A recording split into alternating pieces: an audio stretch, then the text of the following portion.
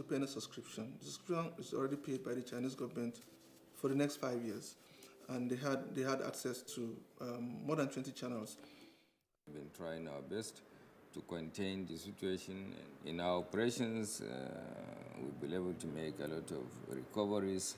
We've been able to also arrest suspects that are involved in this kind of activities.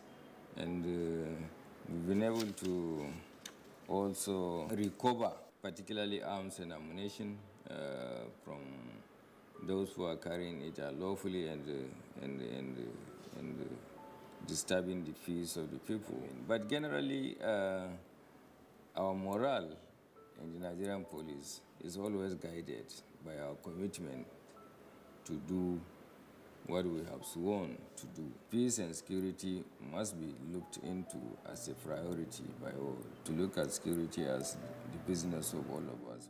This message is from the Federal Ministry of Information and Culture.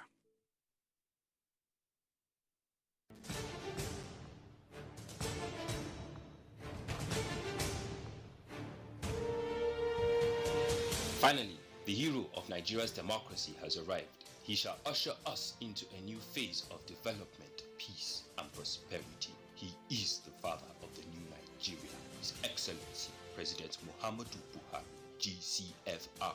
Welcome to another season of giving Nigerians hope yet again. We are sure of a great future for both ourselves and generations yet unborn. We look forward to your leading us as a nation into our manifest destiny. Though the challenges against us as a people are many, we know that your leadership shall set us on the right path to our greatness. A new dawn beckons on us all, and having you as our president is a precursor to this. Thank you for believing in Nigeria. This message is from the Nigerian Television Authority, NTA. The center is purposely established in order to provide these services that are examinations, medical examinations, and investigations that were not provided for in Kano as well as the entire Northwest region. It's equipped with modern technological equipment in terms of radiological services. We have MRI 1.5 Tesla. We have digital X-ray as well as 4D ultrasound equipment. The importance of the center cannot be overemphasized. Just within 1 year, the center attended to thousands and numerous patients as well as medical examinations. NKDC is established in order also to provide these healthcare facilities at a discounted price. This message is from the Federal Ministry of Information and Culture. Last 1.5 years or so since the advent of the COVID-19 pandemic, we've seen massive changes in the way we do things at NPHCDA. Working with the Presidential Task Force on COVID-19, we were able to actually roll out in the first couple of weeks a massive community-based program that looked at how we could quickly mitigate the impacts of COVID-19 in the communities. So we rolled out a training that involved over 220,000 primary healthcare workers all across Nigeria. We're seeing how we've been able to now achieve pre-COVID levels in terms of the routine immunization services. That is really, really impressive, and really my heart goes out to all.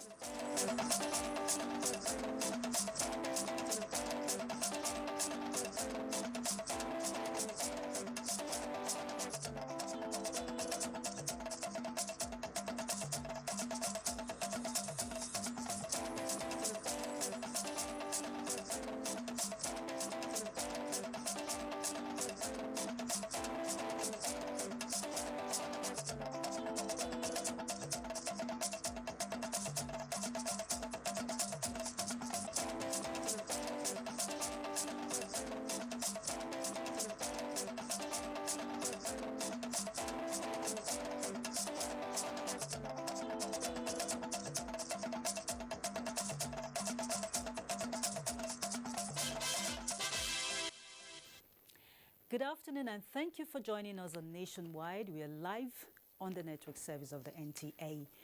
I'm Hawa Salihu Adama. Welcome. We start with security this Thursday as the crucial meeting of the National Security Council has ended with a strong conviction by the Buhari presidency that normalcy will be fully restored in the nation's security situation before its tenure elapses.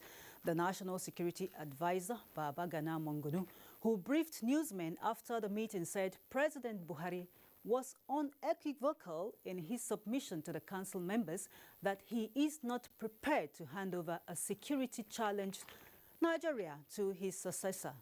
State House correspondent Adamu Sambo is still putting that report together, and it will be brought to you in the course of this bulletin. Meanwhile, a renowned Islamic scholar and leader of the Tijaniya sect, Sheikh Dahiru Usman Bauchi, has formally briefed President Muhammadu Buhari on the recent incident in Jos, Plateau State, where some of his followers lost their lives. Over now to State House correspondent Adamu Sambo for details. Sheikh Dahiru Usman Bauchi was accompanied to the State House by the Minister of Communications and Digital Economy, Dr. Isa Ali Ibrahim Pantami. Dr. Pantami was incidentally the one delegated by President Muhammadu Buhari while in isolation to commiserate with the Islamic scholar over the loss suffered during the incident in Jos Plateau State. Sheikh Dahiru Usman Bauchi is here at the instance of the president to bring him up to speed on the unfortunate situation with a view to strategizing ways of avoiding a recurrence. Speaking to NTA News after the meeting that lasted about 30 minutes, the Minister of Communications and Digital Economy, Dr. Isa Ali Ibrahim Pantami, described the strategic engagement as fruitful and reassuring. The major highlights of the discussion: firstly, Mr. President condoled the Sheikh and he assured him that he has directed relevant institutions to investigate and do justice. He appreciated the Sheikh for the way he promotes peace, and at the same time he urged his followers to always be law-abiding. The Sheikh also presented some solutions to Mr. President for consideration, firstly on what happened, and secondly, something that will bring everlasting peace in the country, which is what we have been yearning to ensure, that there is peace everywhere. So, and at the end, Sheikh prayed for Nigeria and also prayed for the peaceful coexistence of Nigeria, and also prayed for Mr. President to be successful in his leadership. The minister confirmed that the president assured the Islamic scholar that the government will study the recommendations he presented for necessary action. From the State House, Adamu Sambu, NTA News.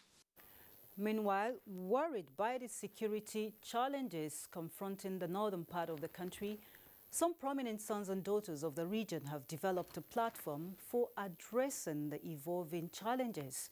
Shuaibu Onoze Yakubu reports that the platform is known as the Abuja Roundtable. Stakeholders at this event include former senior public officials and governors, retired generals, as well as other public-spirited Nigerians from the northern region of the country.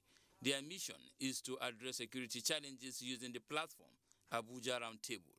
Briefing the media in Abuja, former presidential candidate Bashir Tofa noted that security challenges confronting the nation are worrisome, especially in the northern region, hence the need for collaboration among relevant stakeholders in the country. He reiterated the need to end the wanton killings and destruction of property in the north, while acknowledging the efforts of the government. As leaders, we have no difficulty admitting that all is not well with northern Nigeria and taking primary or vicarious responsibility for the current state of affairs. The elder statesman speaks further on the mandate of the Abuja Roundtable. It is therefore for the above reasons that we have founded Abuja Roundtable and set ourselves the following objectives. 1, to foster genuine unity among the peoples of northern Nigeria.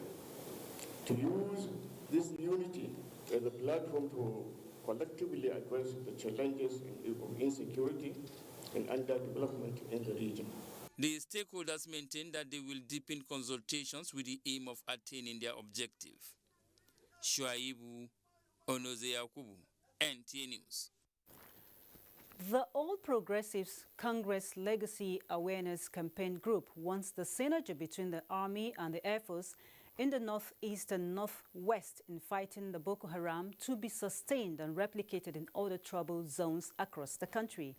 In a statement, national coordinators of the APC Legacy Awareness, a voluntary think tank group of the party, Salihu Mohammed Lukman, Director General APC Governors Forum, and Ismail Ahmed, National Youth Leader APC Caretaker Committee, say the arrival of the Nigerian Navy brand new landing ship tank and the Nigerian Air Force first batch of 6 Super Tucano aircraft demonstrate the passion of the Buhari administration for a secure nation. The APC group believes that there is so much to be optimistic about as the security agencies under the leadership of President Muhammadu Buhari intensify efforts to secure every inch of the country and share the view that security challenges are best tackled by a combination of responses which should not be limited to kinetic military action alone.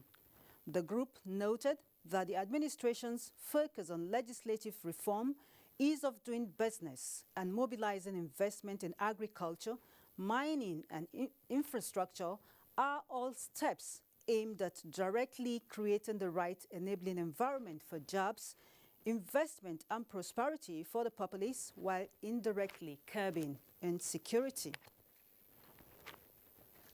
And President Muhammadu Buhari, Tuesday, August 17, 2021, confirmed and ratified the International Coffee Agreement 2007 following the Federal Executive Council's approval of Nigeria's membership of the International Coffee Organization.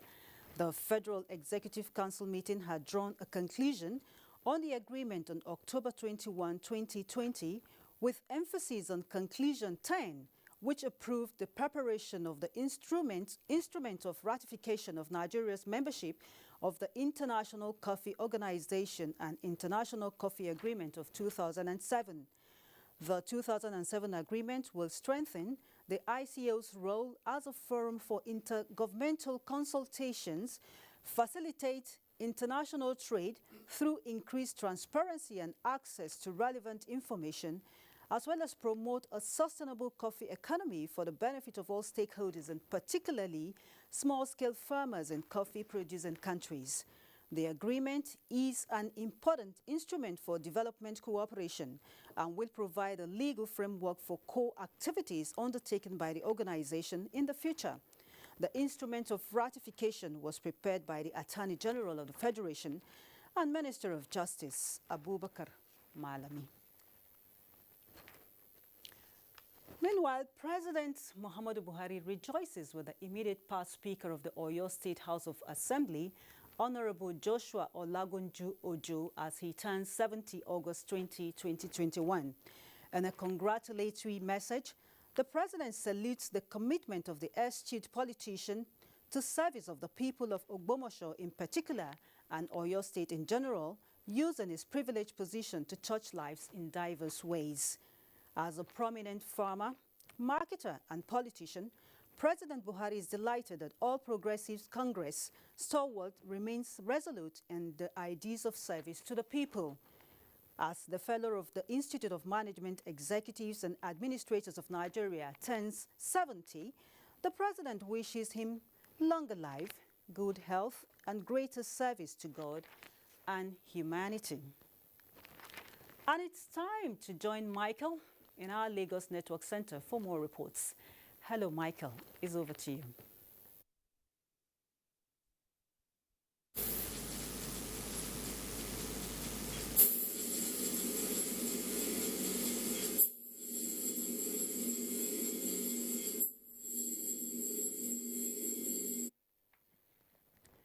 And unfortunately, we cannot link up with our Lagos Network Center now, so we move on with our next report, where eminent Nigerians have continued to eulogize former military President Ibrahim Babangida as he joins the League of Octogenarians. Husseina Musa reports that the chairman, Nigeria Governors Forum, and Ekiti State Governor Dr. Kayode Fayemi, in company of Kebbi State Governor Abubakar Atiku Bagudu, visited the military leader at his hilltop residence in Minna. The visit, they say, is out of respect and admiration of the former military president, General Ibrahim Babangida's patriotic service to the country.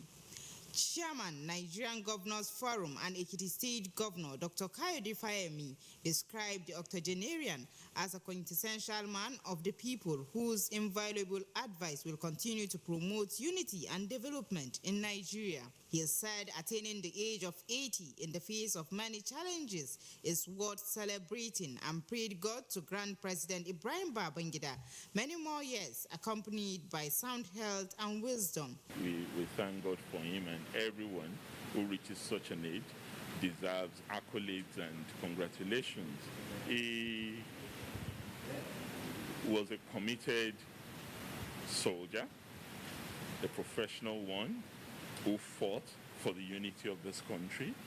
He did a lot on the whole range of issues and served the country with commitment and patriotism and contributed his quota to the general development of our country. And we are proud of his service to the country. The Ekiti State Governor, Dr. Kayode Fayemi, and his Kebbi State counterpart, Abubakar Atiku Bagudu, also made a stop at the residence of the former head of state, General Abdul Salam Abubakar. Emena Hussain Musa, NTA News. And from Minna, I hear Michael in Lagos is now ready for us with more reports on Nationwide. You're on, Michael.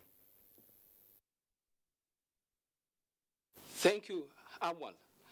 The remains of 5 Guinean nationals arrested by the Nigeria Customs Service for trying to export 22.3 billion naira worth of pangolin scales and elephant tusk was stored due to the absence of translator.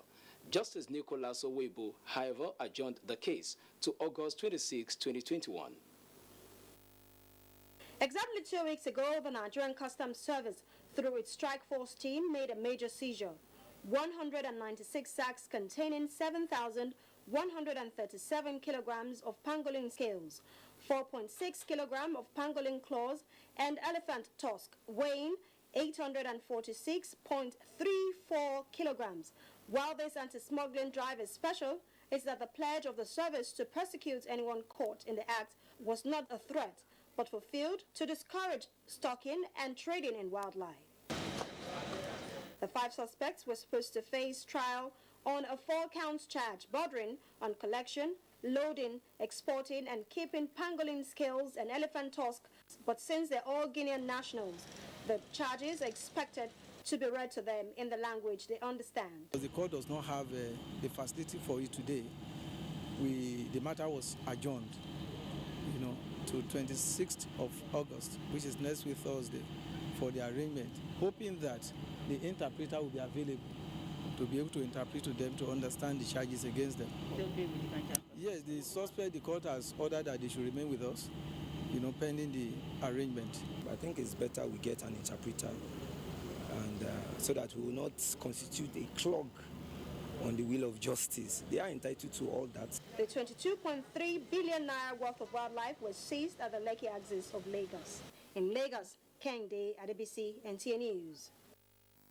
The National Broadcasting Commission, NBC, is reminding media practitioners to use the instrumentality of their profession to enhance national unity, peace, and security. At an interactive forum with chief executive officers of media houses in the Southwest, key players attributed most security lapses experienced to fake and unbalanced news reportage. From a false publication which reported that a NAF airstrike killed 1,000 cows in Niger State, to another news item which claimed to have located a crash site of Alpha Jet with the body of one of the missing pilots at Bama, the Nigerian Air Force Director of Public Relations and Information highlighted the threats of unverified news to national security and communal harmony. He, however, blamed breaking news syndrome. We must therefore avoid sensational headlines that give undue publicity to terrorists and bandits activities, which has the tendency to undermine national security. The NBC, as a regulatory body, is not infringing on the content for broadcasts, but wants practitioners to avoid actions detrimental to national unity and cohesion. Deliberate efforts must be made to create an environment which will ensure the beneficial application of the broadcast media for human advancement. It is this effort that constitutes regulation. Chief executives of media houses who lauded the interactive session want men of the pen profession to put ethical conduct first while discharging their responsibilities. We have a country that is ours. We have a responsibility to protect and to enable this country grow. So whatever it is that we are doing should be tailored and focused towards its growth, its unity and peace. But my approach has always been that we're supposed to be self-regulating. It does a number of things when you self-regulate. It makes you more responsible. The NBC has activated 60% of licensing fees to minimize the effect of COVID-19 pandemic on the broadcast industry, but stakeholders here requested for the restructuring of the 2.5% remittance fee deducted from turnover. You're still watching Nationwide on the network service of the NTA. Let's take some messages. The news continues shortly. Please stay. Youths are about the greatest assets the country has at the moment. It is therefore not surprising that the administration of President Muhammadu Buhari is strategically responding to the yearnings of the youth through multiple projects and programs. Youth Entrepreneurship Support Years by Bank of Industry, the Youth Investment Fund by the CBN, and several other conditional cash transfer programs. Recruitment of 774,000 social workers, majority of whom are youths, and so many other projects that are beneficial to youths directly or indirectly. If the administration can do all this, definitely with a degree of patience and time, it can achieve more. Nigerian youths must come together to say no to terrorism, no to vandalism, and no to all disruptive tendencies. Hashtag Youth for Greater Nigeria. Pacifying the youths, unifying the nation. Forms into NTA Television College JOS 2021-2022 2-year National Innovation Diploma Program are on sale from 9th of August to 29th of October 2021. Candidates who wish to apply for admission must have 5 O-level credits in relevant subjects including English language and mathematics. The courses available for application include film and television production, broadcast journalism, and television engineering technology. The admission forms can be obtained at NTA Television College or any NTA station nationwide at the cost of 7,500 naira only. Payment for the form is through remitter platform only in favor of NTA Television College. For more inquiries, please call 0803-079-5335 or 0806-980-9807. Management Announcer. Arise, O Nigerians! Let's applaud the courage of Flight Lieutenant Abayomi Dairo, aka the Aggressor, for his skillful and dogged escape from the bloodthirsty bandits in the forest of Zamfara State. 3 hearty cheers also to all military and security personnel who are tirelessly protecting fellow Nigerians from insurgency and banditry while maintaining peace and order. Nigerians are proud of Abayomi Dairo and all our gallant men and women in uniform for sacrificing so much to keep us safe. We admire your courage and we say thank you. God bless the armed forces. God bless Nigeria. This message is from the Federal Ministry of Information and Culture. Leeds United will look to scrape themselves off the bottom of the table when they welcome Everton to Elland Road in their second game of the season. This Saturday, it's Leeds United versus Everton on the Premier League Live, showing on the network service of the NTA from 2:30 p.m. The Premier League Live is brought to you by Baba Ijebu and powered by Integral.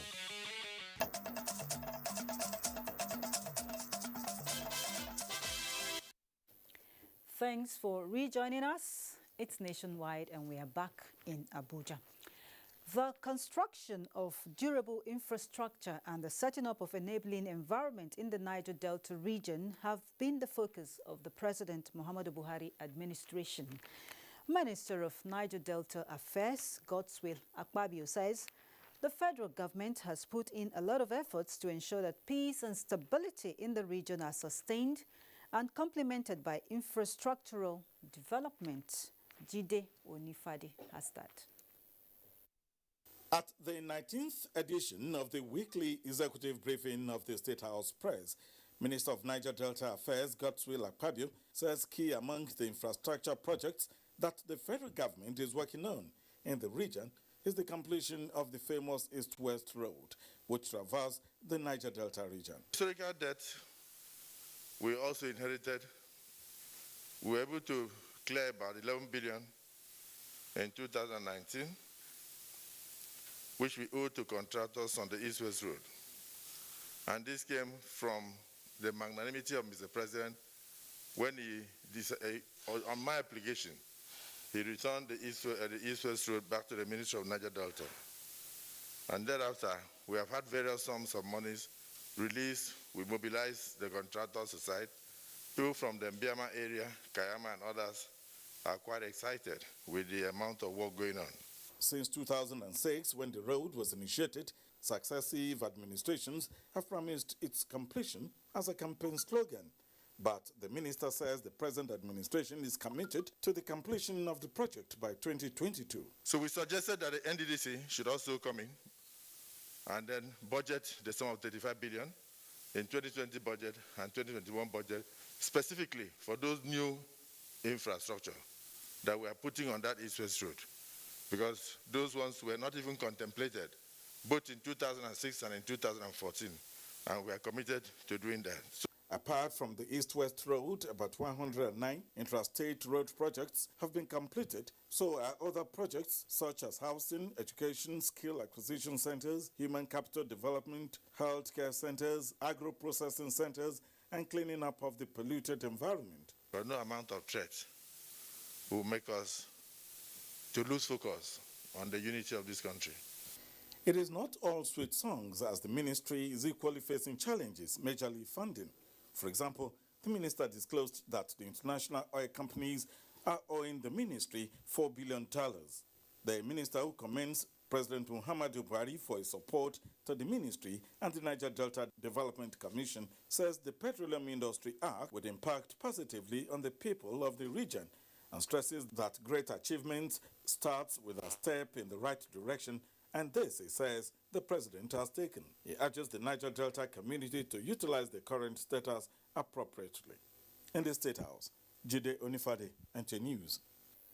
Now to science, technology and innovation, as the Minister, Dr. Ogbonnaya Onu, says, the ministry is paving way for private sector and individuals who are technologically inclined to come together to see how opportunities inherent in blockchain technology are fully harnessed in the country for wealth and job creation. The minister said this when he received some experts in the blockchain technology who came to intimate him on the readiness to facilitate trackable transactions and also to know how to apply this technology to educate people. He said the introduction of this technology in Nigeria will help data protection and accuracy, especially in election results, government finance, and other sensitive data. And continuously need data. And that data must be accurate. That data must be secure. And the blockchain technology gives us the opportunity to have very secure data, because what it means is that the database will now be in blocks that will be chained together. So we, in the Federal Ministry of Science, Technology and Innovation, we are also conducting research, in this area, and we'll be very happy to cooperate, to support, to collaborate with any organization, any Nigerian company that is interested, in this area. Paxful is a company that has been able to harness the blockchain technology and are willing to educate Nigerians and are willing to invest in youths in Nigeria and people interested in technology to harness this technology. The federal government says it will continue to strengthen coordination of welfare and benefit packages for civil servants and keep welcoming partnerships that focus on boosting the morale of its workforce. The head of the Civil Service of the Federation, Dr. Folashade Yemieson, said this at the inauguration of the welfare building facility of the Federal Ministry of Water Resources in Abuja. Olusheye Adeagbo completes the report. With this bold caption, Welfare House, its function is clearly stated. A two-story building that houses a clinic, gymnasium and staff canteen with applicable equipment already installed. The facility, which was designed to attend to the nutritional needs, well-being and physical fitness of staff, was conceptualized by the Ministry of Water Resources and realized through corporate social responsibility. While the head of service was impressed with the gesture and wants all the ministries of government, departments and agencies to do the same, Minister of Water Resources Suleiman Adamu is expecting desired productivity through better service delivery from the ministry's workforce.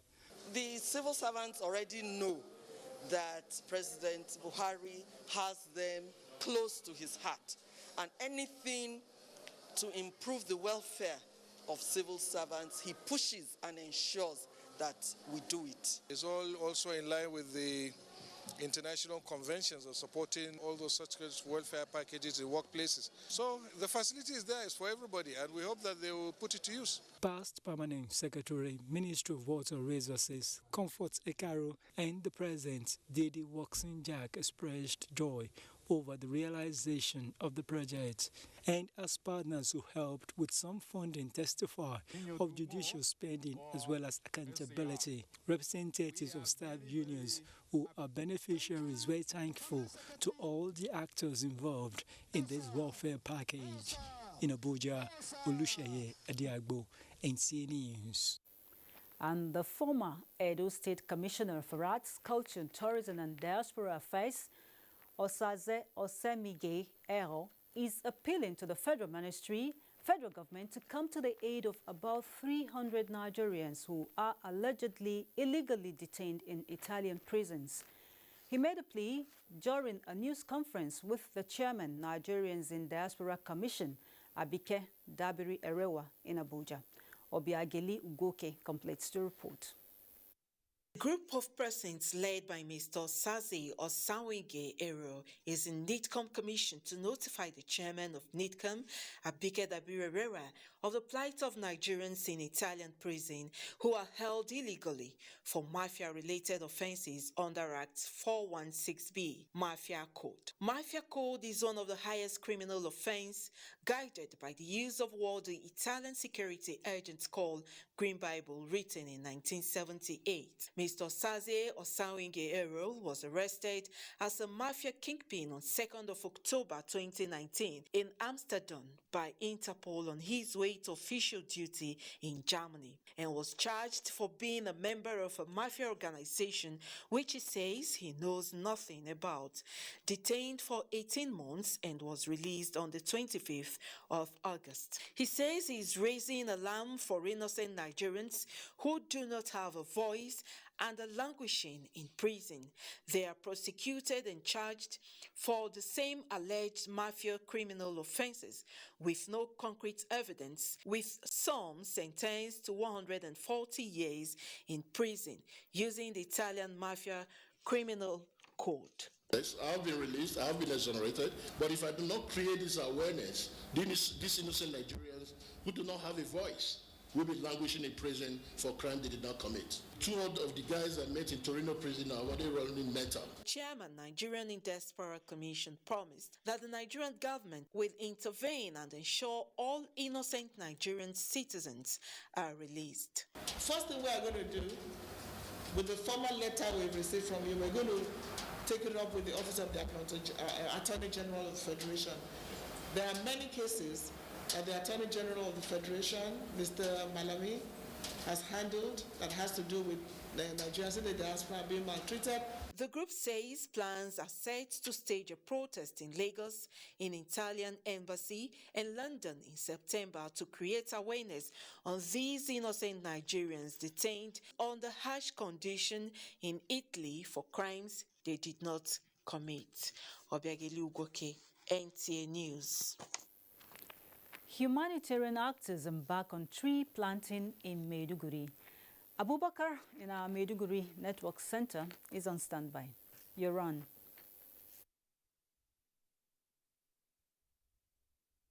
Always good to see you, Hawa, and thank you for joining us. International and national humanitarian actors led by the Borno State Agency for Sustainable Development Goals and Humanitarian Response have joined counterpart charitable actors the world over to mark World Humanitarian Day 2021 with the hashtag Plant Your Root in Borno. The agency, in collaboration with United Nations Office for Coordination of Humanitarian Affairs and other development partners, as well as critical stakeholders in Borno, embarked on a tree planting across the state capital as part of global race for climate change. Jadwa John Jesney reports that Borno State Deputy Governor Umar Usman Kadafur ran the last lap of the race in support of protection of human race. Climate change has over time been a social and environmental determinant of health and other facets of life, ranging from clean air, safe drinking water, food sufficiency, as well as livelihood, among others. The World Humanitarian Day 2021 focuses on bringing together partners across the humanitarian system to advocate for survival, well-being and dignity of people affected by crisis, among which Borno State is a major point of contact in northeastern Nigeria. Leading the campaign with the hashtag Plant Your Root, Special Advisor to the Governor on SDGs, Dr. Mairo Mandara and her team had visited the Borno State Civil Service, police headquarters, educational, health as well as traditional institutions, engaging them in tree planting campaign. Dr. Mairo added that the campaign, which has so far given out hundreds of trees to be planted, will help in replacing trees cut down due to the Boko Haram insurgency, as well as carry on with the historic practice of Kanem Borno Empire. We're encouraging everybody to plant their root in Borno, to plant a tree, nurture the tree to fruition, and make sure you contribute to the development and rebuilding of Borno State.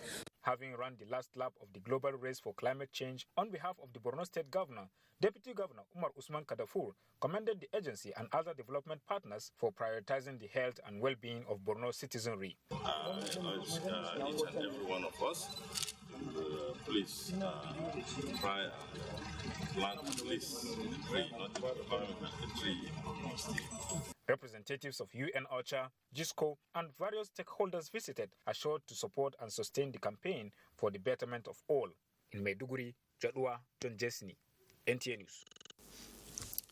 National Youth Service Corps members have been described as critical agents of change that can contribute meaningfully to nation building during and after their one-year mandatory program. This came up during a one-day training on responding to disaster for Corps members under the National Emergency Management Agency Community Development Service held in Maiduguri, the Borno State capital. Here are more details of the story. It has impacted a lot of knowledge, especially in us, in what we can do in our dexterity. So we are expected as an emergency management vanguard to carry out safety assistance wherever and whenever the need arises. This program is indeed impacting to all of us, and I guess I know that we'll give out our best. The society should expect a lot from us. Batch B, Stream 1 and 2 Corps members posted to Borno State, appreciating the National Emergency Management Agency, NEMA, for acquainting them with rudiments of disaster management. Assessing series of demonstrations on disaster management as well as application of first aid, Northeast Zone NEMA, Lydia Amadu Wagami, who represented the Director General of the agency, said Corps members should be seen as game changers that can play an integral role, especially in responding to emergency situations in the country, hence the training. What we expect from them is just to be emergency managers and to also serve as our first responders at the grassroots, because they are found in every nook and crannies, they are found in the villages, and most of the times disasters are locally based. The event featured an in-depth overview on disaster management by Northeast Head of Planning of NEMA, presentation on basic first aid, as well as introduction to search and rescue equipment. And those are the latest stories at this time from Maiduguri. Let's now go back to Hawa in Abuja, who has more reports for us on Nationwide. Hawa? Certainly, Abubakar, many thanks. And here in Abuja, the All Progressives Congress National Appeal Committee has urged party members in Kwara State to take advantage of the platform in addressing their grievances concerning the just concluded World Congresses of the party. Governor Abdurrahman Abdurrazak assured the committee of cooperation and support to further unite the APC in the state. Olajide Bello completes the report. Abdurrahman Abdurrazak, who was represented by his deputy Kayode Alabi at the stakeholders meeting, sees APC as one united family committed to the development of Kwara State. While there may be few complaints in some quarters, the governor advocated love and self-respect among party faithful to move APC forward and deliver more dividends of democracy to the people. Let us think about Kwara. We got elected because the people wanted us to look after Kwara, not ourselves. Chairman of the National Appeal Committee, Yusuf Bako, had earlier informed the stakeholders of modalities to submit their complaints, with a promise to be fair to all aggrieved members. When we came here, they gave us some appeal for Abuja. We will look into this appeal, but we are also telling you that there will be opportunity for those who did not give their appeal in Abuja to do it here. Stakeholders from across the state pledged their loyalty and continued support for the party under the leadership of Governor Abdurrahman Abdurrazak. Olajide Bello, NTA News. From Ilorin, we take you to Port Harcourt, and Doris is next with more reports.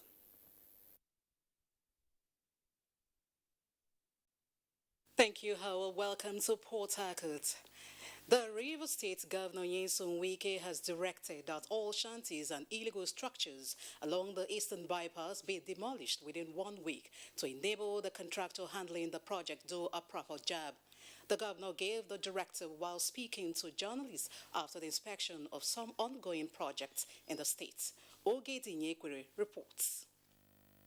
The first port of call was the Eastern Bypass, where the governor was impressed with the quality of work but expressed his reservations on the slow pace. I've directed my chief security officer to make sure all those shanties along the Eastern Bypass must be demolished.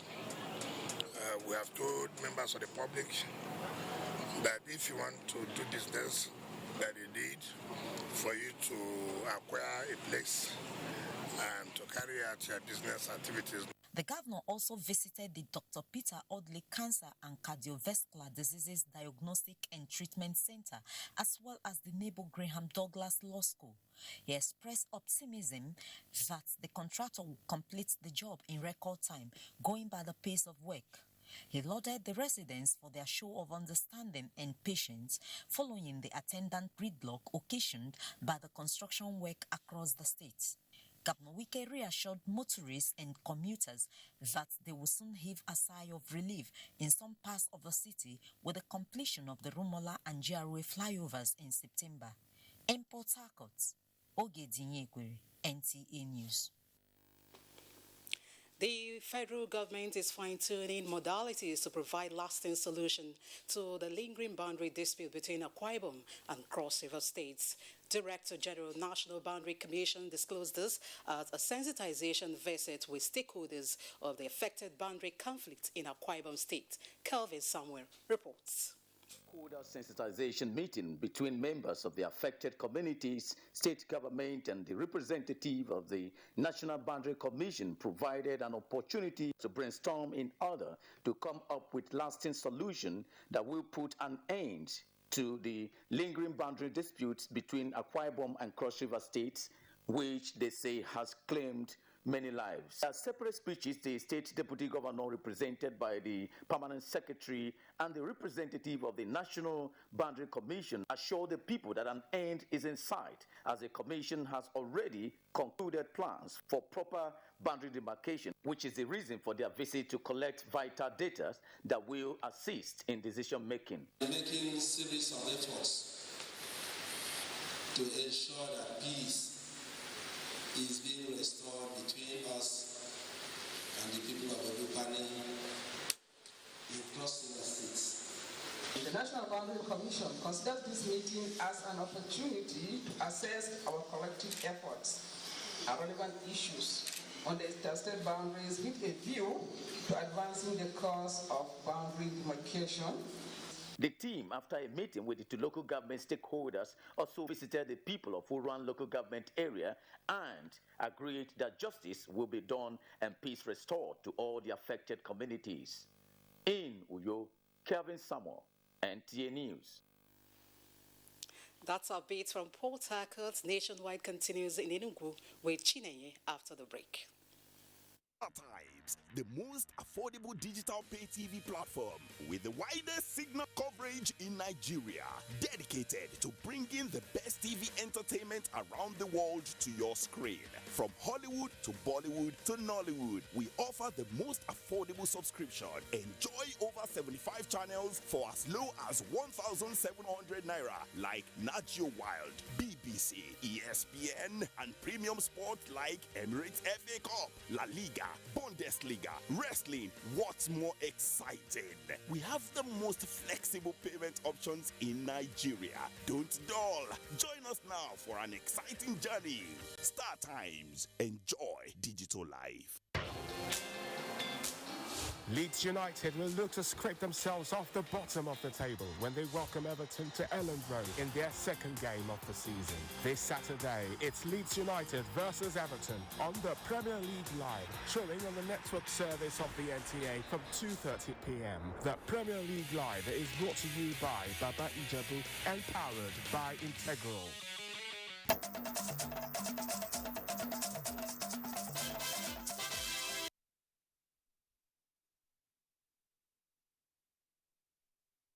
Thank you so much for staying on. Welcome to Enugu. In the face of the security challenges in the Southeast Zone, the Nigerian Army has assured the people of its commitment to ensuring peace and security in the zone. Garrison Commander 82 Division of the Nigerian Army, Brigadier General Christian Ataki, gave the assurance when he received vehicles donated to the Army by the Enugu State government. Susan Eze has the details. Sustaining collaborations and aiding the operations of security agencies in the state is one of the strategies the Enugu State government is deploying to ensure that the security apparatus in the state is functional and effective. In line with this cardinal objective, 2 Hilux vans are here being donated to the 82 Division Nigerian Army by the Enugu State government to support their efforts in maintaining peace and security in the state and in the Southeast Zone. It is a recognition and in pursuit of its cardinal objective of sustaining the peace and security in Enugu State that His Excellency has approved the procurement of these 2 Toyota Hilux vehicles for the Nigerian Army to help the Army in providing security in the state. I wish to assure you and assure the good people of Enugu State that we'll continue to do our best to ensure that the peace we're enjoying in Enugu and indeed across the Southeast. And still on security issues, the Imo State Police Command has set in motion strategies to eradicate human rights violation in the drive towards effectively securing the state. The Commissioner of Police, Rabiu Hussaini, made this known while briefing newsmen in Owerri. Dorita Arinze Egwim has details. The fight against insecurity in Imo State has continued to take various dimensions. The determination to rid the state of insurgency and criminality has seen the arrest of most members of some terrorist groups, including some key leaders of the proscribed indigenous people of Biafra IPOB. To consolidate on this effort, the State Commissioner of Police, Rabiu Hussaini, who recently assumed duty, says the command is committed to building public confidence through respect for human rights, even in the face of increased visibility policing. He says, despite the loss of some officers in the fight against insecurity in the state, the officers remain resolute in their effort at securing lives and property. There shall be zero tolerance to crime and criminalities. As such, we shall take the battle against criminality to the den and hideout of these hoodlums.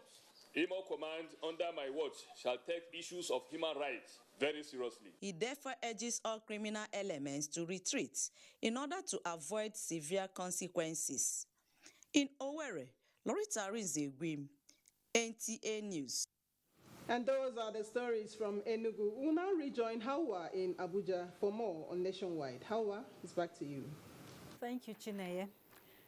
The Zamfara State Police Command has succeeded in rescuing 11 persons abducted by bandits in Bakura local government area of the state on the 12th of August 2021. Also rescued by the police is the Chief Security Officer of the Zamfara College of Health Sciences and Technology, who was kidnapped at his residence in the early hours of Wednesday, August the 18th, 2021. A statement by the Zamfara State Police Command says the rescued captives will undergo medical checkup and be debriefed before they are reunited with their families. The statement further reassures people of the state that the police, in collaboration with other security agencies, are working relentlessly towards ensuring safe rescue of all the kidnapped victims across the state. Still on security, the Nigeria Police Trust Fund has taken delivery of security and health equipment, as well as other operational vehicles procured for the force. Francis Form reports that the combat vehicles and medical equipment worth billions of naira is expected to enhance efficiency in crime detection, prevention, and control.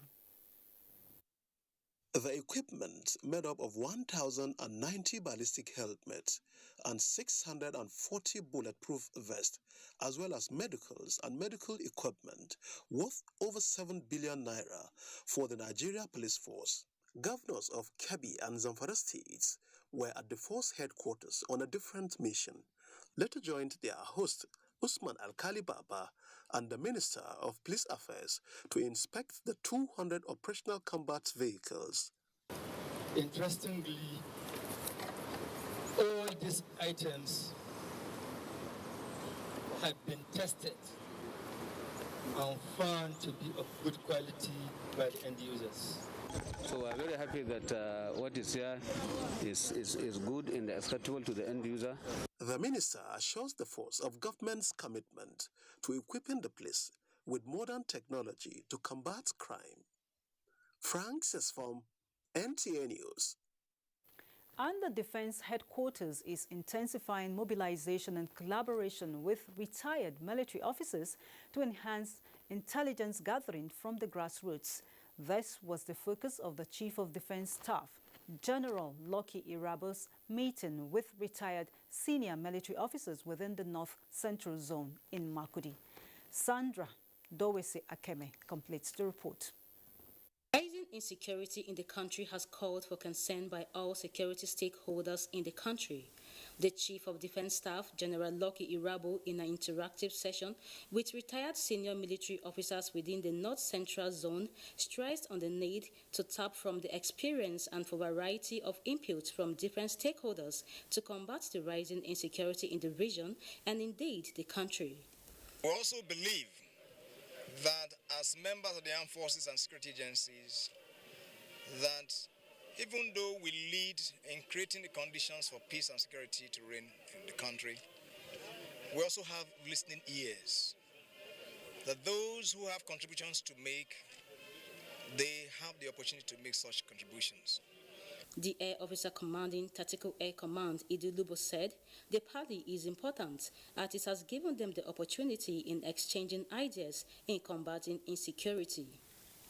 I know that my very senior fathers here who have retired, some of you very long time ago, you are very close to the grassroots. You are here on the invitation of the Chief of Defense Staff to share on a common subject that is dear to the leadership of the country, finding answers to the security challenges in the country. Those of us that are now retired and all the various segments of society are supposed to come on board so that together we can find solutions that will be long-lasting. One fact is, those of us that are out feel a whole lot freer to bear our minds on issues like this. In Makudi, Sandra Dowesi Akeme, NTA News.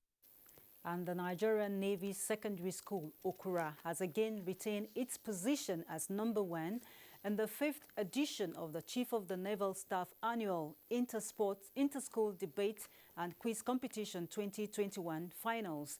Gabrielle Amunike completes the report. The Chief of Naval Staff Annual Inter-School Quiz and Debate Competition is designed to quiz young minds on English, mathematics, current affairs, amongst others. Chief of Naval Staff, represented by Flag Officer Commanding Central Naval Command, Rear Admiral Sanusi Ibrahim, says this year's Inter-School Quiz and Debate Competition, with the theme Education as a Catalyst for Youth Development and National Security, is designed to equip future leaders to address national issues. We saw the level of knowledge displayed by these students, their eloquence, and how they addressed most of their debate topics.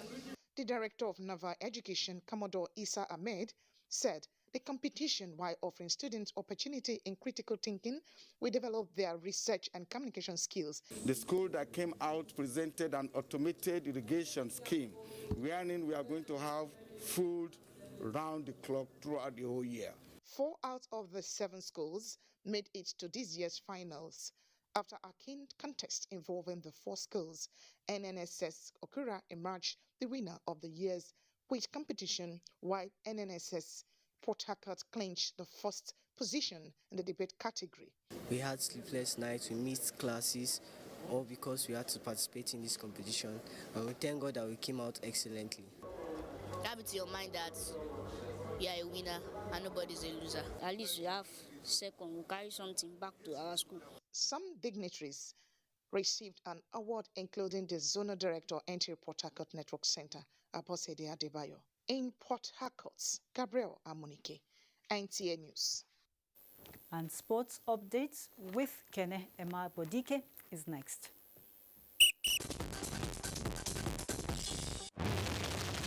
We begin with football, as all is now set for the maiden Aisha Buhari Invitational Tournament for 6 top women football teams in Africa, with the draws in Lagos on Wednesday, pitting Nigeria's Super Falcons against Morocco and Mali in Group A, while Cameroon, Ghana and South Africa are in Group B. Billed for September 13 to 21, 2021, the tournament will be staged at 2 venues in Lagos, namely Mobolaji Johnson Arena and Agege Township Stadium. Mother of the Nation is particular about women empowerment, not just women and youth empowerment. Once we are encouraging the girls like this, then in no time we will be war beaters. The quartet of Chidera Namani, Deborah Oke, Imobong Seuko and Bamidele Ajayi, who won gold medal for Nigeria in the mixed 4x400 meters relay with a time of 3.19.70 at the Under-20 African Athletics Championships in Nairobi, Kenya on Wednesday, are relishing their hard-fought victory, even as they look forward to achieving more. The poles. Nigeria are going to get it. It's a big thing. At least I can use this to prepare for the Olympics, since we are not able to win any medal. I'm glad we are able to do it. After making an appearance at the Olympics in 12 years, the Nigeria Badminton Federation is working towards consolidating upon its gains ahead of the 2024 edition in Paris. We always recognize what the issue is, but having the will to be able to take it on and address it is an issue. So early preparation is very critical. Nigeria competed in the women's singles and men's doubles badminton events at the Tokyo 2020 Olympic Games. With Sports Update, Kenen Ima Abodike, NTA News. And that's Nationwide today. We thank you for watching. But before we go, here at the NTA, we stand against rape and rapists. Partner with us in this fight. I'm Hawa Salihu Adama. Good evening.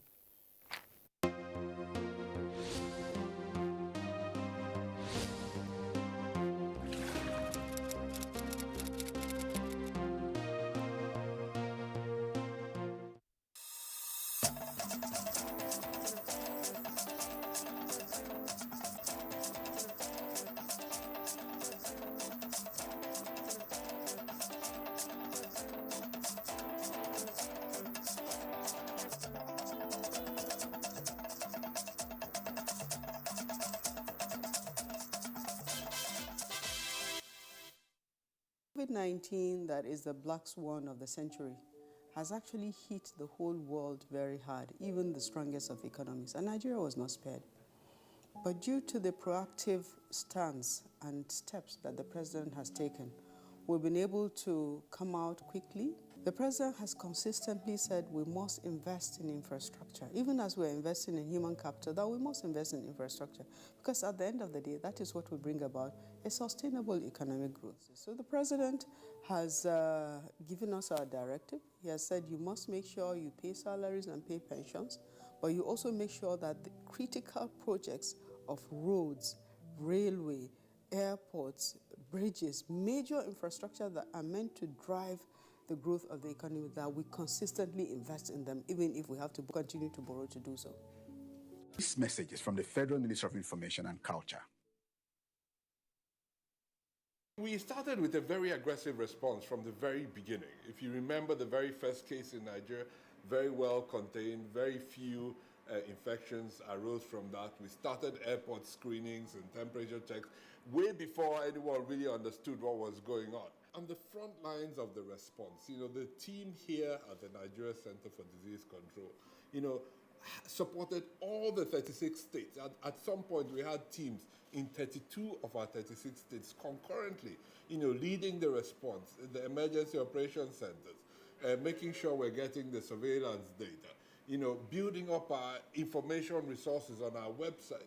Our website became one of the most visited websites on the continent, as many other African countries were looking to the leadership Nigerians provided. At our Incident Coordination Center, people were working literally 14, 15 hours every single day.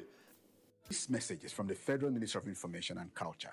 Since coming into office in 2015, the Buhari administration has recorded unprecedented achievements in all sectors, especially in the provision of infrastructure, which is the key to economic growth. Never in the history of this country has any other administration done so much with so little. I recall that when this administration came into office, the price of crude oil, which provides for 80% of Nigeria's budgetary revenues and 95% of foreign exchange earning, dropped drastically, thus reducing the amount of resources available to the federal government. In spite of this, the administration has continued apace with massive infrastructure developments. This message is from the Federal Ministry of Information and Culture. The NOA, for example, has succeeded a great deal in sensitization during the pandemic, and we have found the community mobilization officers most effective in the sensitization and in the advocacy campaigns, creating awareness on the coronavirus pandemic. We have done this through the production of jingles, which were very widely distributed in different languages, in English, in Hausa, in Yoruba, in Igbo, in Tiv, in Igala, in Kanuri, in Fulfulde, in Ijo, in Isoko, in Bini.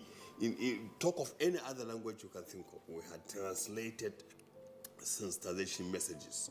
This message is from the Federal Ministry of Information and Culture.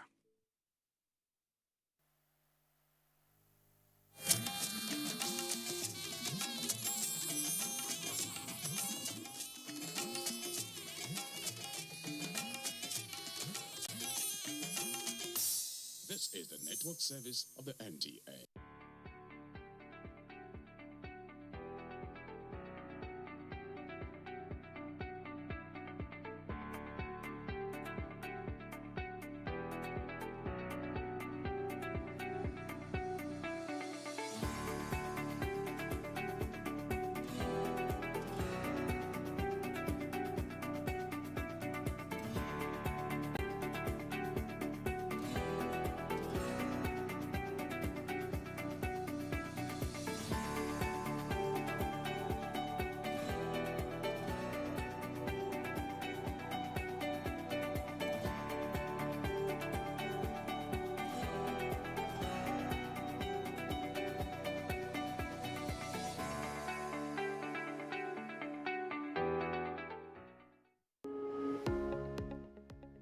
Hello and welcome to revision classes on television. Today, we will be having a session in English language. Our guide is Ruth Apuru, and our focus today is speech writing.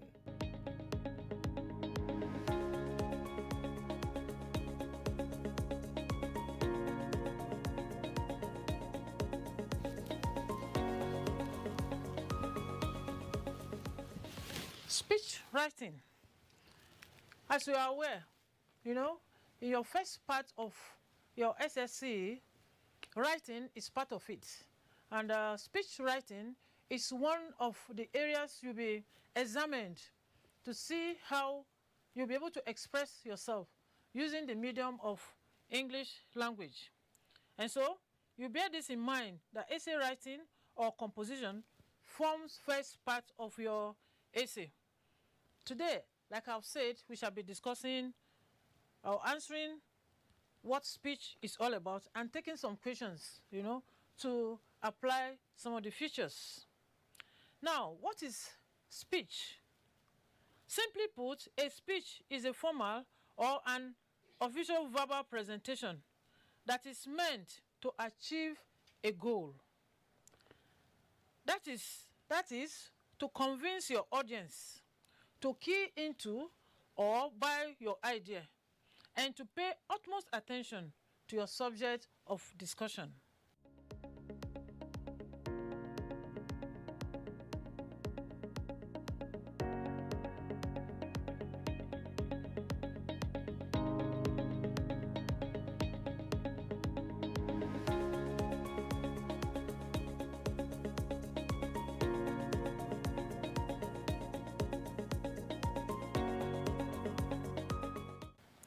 Your write-up should be well presented.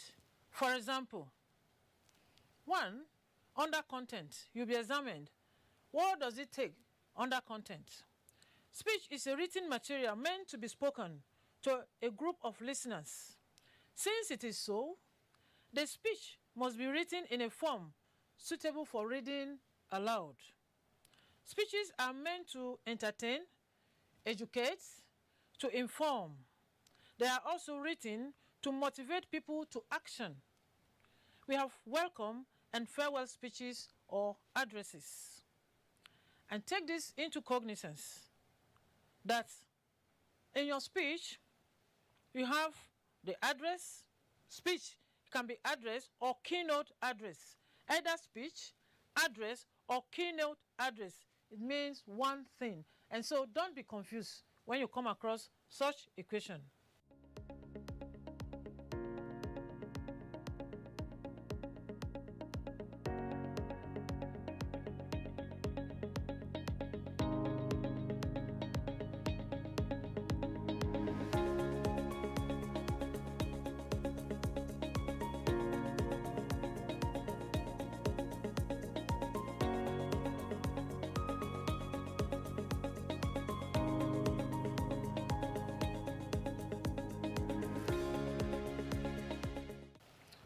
Under organization, the heading is very important because it's like somebody standing up to do something.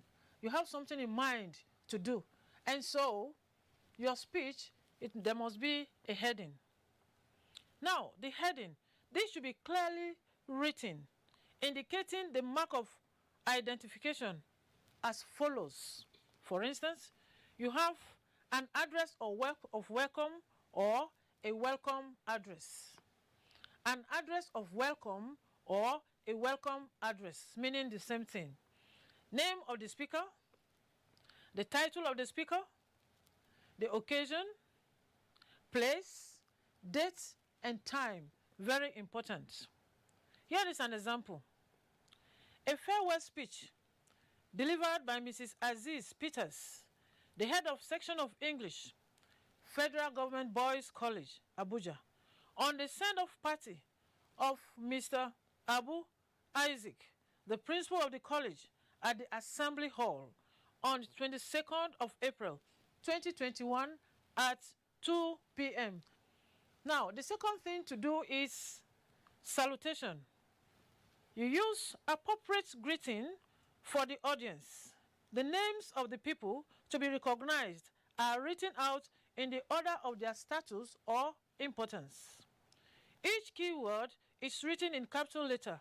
For instance, each key letter in keyword or the beginning of the keyword, for instance, we have the chairman.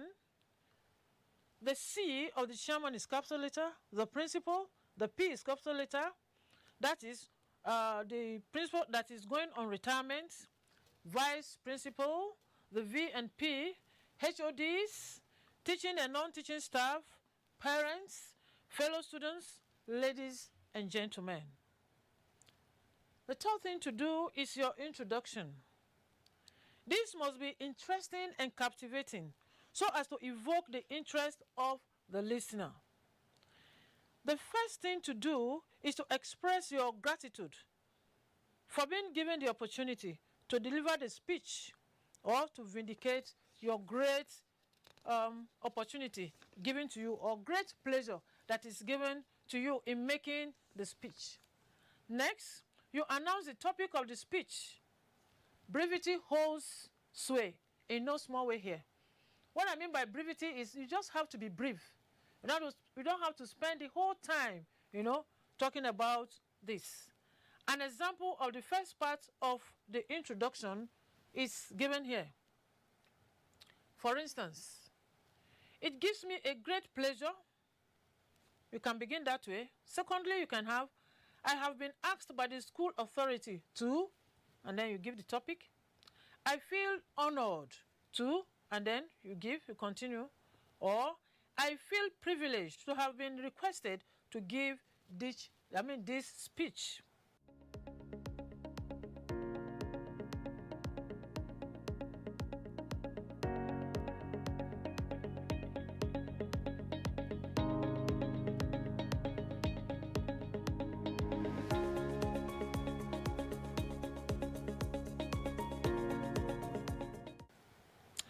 Examples of second part of the introduction.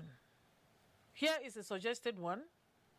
I have come here, or I am standing here to deliver a farewell speech or address in honor of the school principal who is going on retirement. Another example is, my speech is on the role of media in education. Now, this hinges on what the speech is all about. What I mean is, your introduction hinges on the title of your speech. Now, talking about the body. All of this we are talking about under organization, the body now.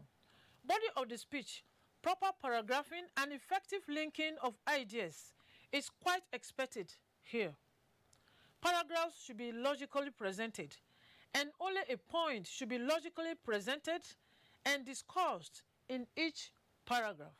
Note that we are using at least 3 reasons or points to express yourself.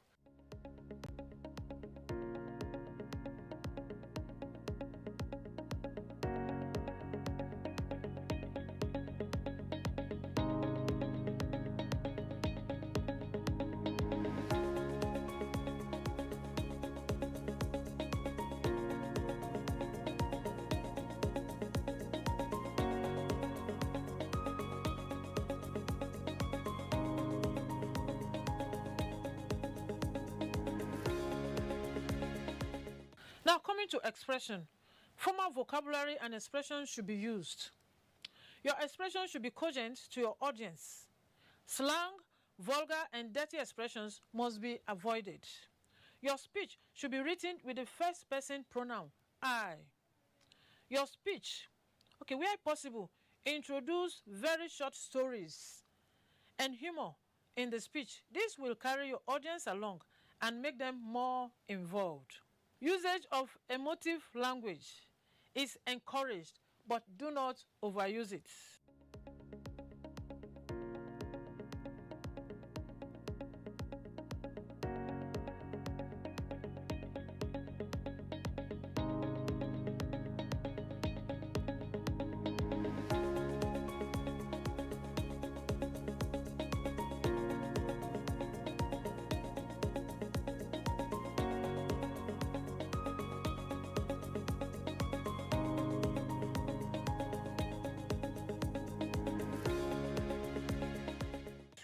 Now, mechanical accuracy, tenses, punctuations, and so on and so forth, or grammar will be thoroughly examined. After all, your mistakes is what the examiner is out for. Now, having freshened our memories on the features of speech, we have sampled questions drawn from 2015 to 2019 for us to apply the features to. 1. Your principal is due for retirement at the end of the academic year. As the senior prefect, write a speech which you would deliver to honor him or her at a send-off party. 2. As one of the outgoing prefects in your school, write a speech you would deliver at the send-off ceremony for prefects on the topic, the challenges of prefectship. 3. As the senior prefect of your college, your principal has requested that you give a farewell speech on the day of the send-off party for 2 of your teachers who are leaving your college. Write your speech. And bear in mind that you are going to use at least 450 words to express yourself. Now, having done that, let's see how we go with question 1. Here I have suggested reasons for you to apply to this question. 1. Prizes won. Educational excellence. Standby generator or inverter. Exemplary lifestyle. School population. Then you give farewell or goodwill messages.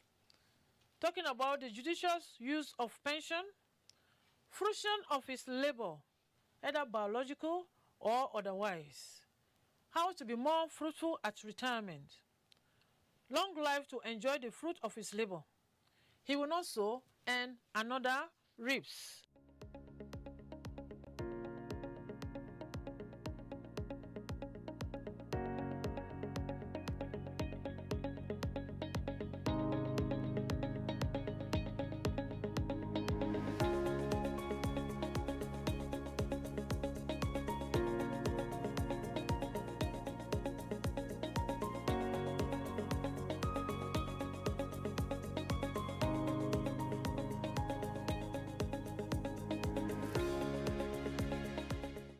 Now, here are some steps to take. The first step here is the heading. An example is suggested. Speech delivered by Ms. Splendor Ande, the senior prefect, on the occasion of the retirement of the principal in the person of Mgbede Uga Otondo on the 18th of April 2021 at the Assembly Hall, Higher Heights College, Genoa, Kogi. 2, you talk about salutation. The chairman, the principal that is retiring, vice principals, HODs, teaching and non-teaching staff, parents, fellow students, ladies and gentlemen. Here also is a suggested example of your introduction. It is a great opportunity for me and the Splendor, the senior prefect of this great school, to address you or deliver a speech on this important occasion of our beloved principal and father in the person of Mr. Mgbede on his retirement. Truly, the adage that a journey of 1,000 miles begin only with a step. The journey of 45 years for Mr. Ngbede has come to an end today. That could be your introduction. Now, talking about the body. Talk about not only that he started and made it this way, you can talk about the following. Some must have fallen by the wayside, while others would have gone to the great beyond. Mention few of his achievements. For instance, prizes, educational excellence, standby generator, an inverter, exemplary life, just like we have mentioned before. Then send your goodwill messages, talking about the judicious use of his pension, that he will not spend his pension on sickness. He will reap the labor of his hands, and that he will be more fruitful on his retirement. Then you go to your conclusion, which is, on behalf of this great college, I wish you a happy retirement. Andy Splendor.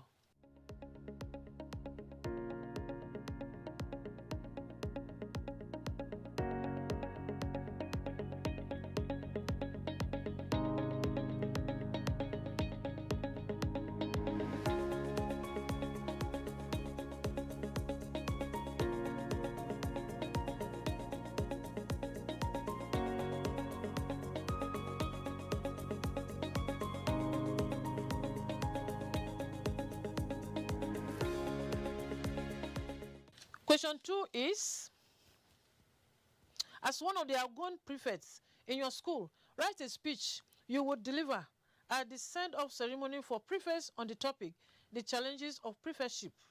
Now, we have some reasons here. Reasons or points with which you will express yourself. Harmony of academic work and school duties, discipline, punctuality and neatness, a charge to keep, a fight to fight on, exemplary lifestyle, tolerance. Now, what are the demands of this question? The first thing to do here is the heading.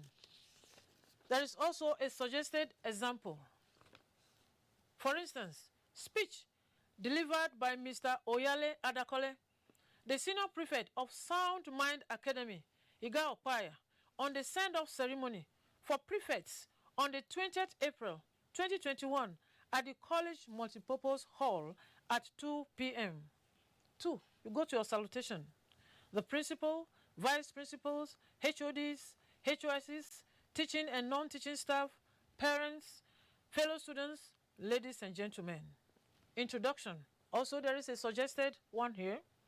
I feel highly privileged and delighted to have been requested to give this speech on behalf of the outgoing prefects for the 2021 session on the topic, challenges of prefectship. Another paragraph. Permit me to undersee who a prefect is and what a challenge is. The two key words in the speech. A prefect is a student the school authority has appointed to take charge or control other students, including his or her classmates. A challenge, on the other hand, is a difficulty encountered in the discharge of duties or an assignment.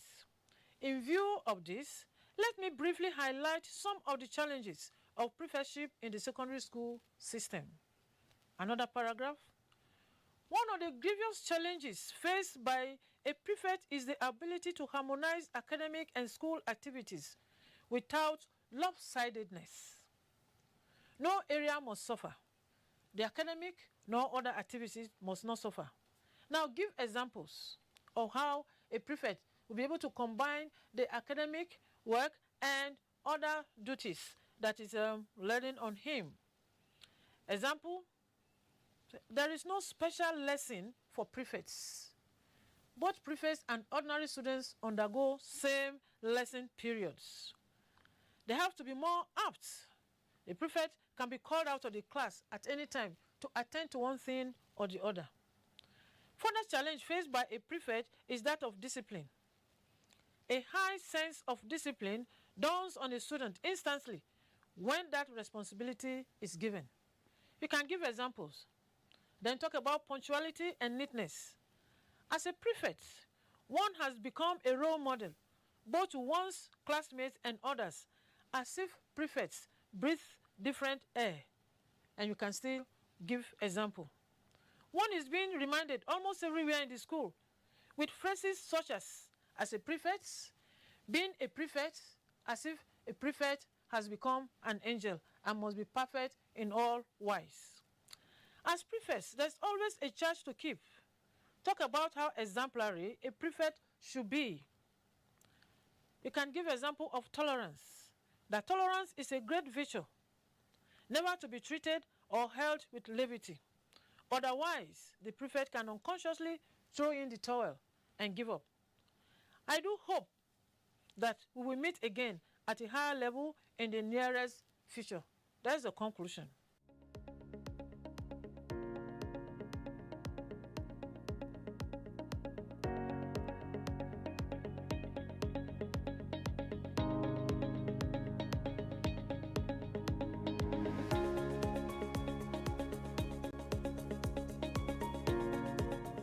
Question 3 is, as a senior prefect of your college, your principal has requested that you give a farewell speech on the day of the send-off party for 2 of your teachers who are leaving your college. Write your speech.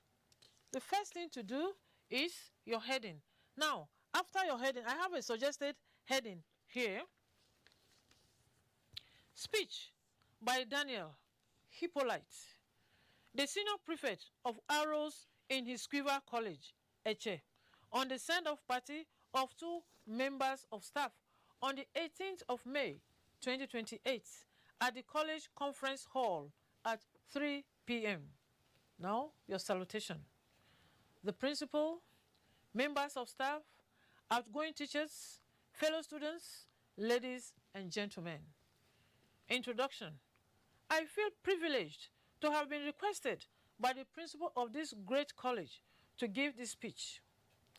I welcome you all to this occasion as we send off our members of staff, Mr. Philip Ede and Miss Perfection Ilya. They both have been of great help to the school as they helped to curb indiscipline in the college. Mr. Ede, born on the 25th of May 1970, completed his primary and secondary education in the middle belt of this country. He later went to the United States of America, where he studied industrial mathematics in one of the best universities, a year later after his secondary school education. He spent a few years there after graduation and decided to come back to his fatherland, Nigeria. He was a hotcake, and so he rendered good services to several organizations before coming to this great college in 2010. To the school as the final year students in 2010, and he really gave students the best. His hard work brought no small honor to the school as the final year students of that session had the best result in mathematics in the Federation. This earned him a promotion as the head of the Department of Mathematics of the college from that year until now. Talk about what he has done, how he had stopped some bad habits, and so on and so forth. Then come briefly talk about the second staff. Miss Perfection, an English teacher or a teacher of English from Benue State University, is another person to be reckoned with and be remembered always by the students. Perfection gave her best to the students. Consequently, she was made the matron of the press and debate club of the school. Her availability during competitions helped the students to be well equipped. Hence, they always come back victorious. The result of her hard work lifted the image of the school tremendously, thereby increasing the population of the school. She was ever ready to give lectures to students, even after school, and in fact, during holidays. An example that remains ever fresh in my memory was when Peter and I met her in a mall with a question. She took us into her car and explained things to us. A gem indeed. The school will miss you, ma. These 2 members of staff, having talked briefly on both staff, you can bring your write-up to a conclusion talking about the two of them. These two members of staff were of great help to the school as they helped to train students academically, morally, and otherwise. In view of this, the school has agreed to give them a befitting send-off. It is my hope that their absence in the college will not bring discouragement to the students, but rather will make ample use of the skills, discipline, knowledge, and all they have acquired from these amiable members of staff. The students and the school as a whole wish them happy stay wherever they will be.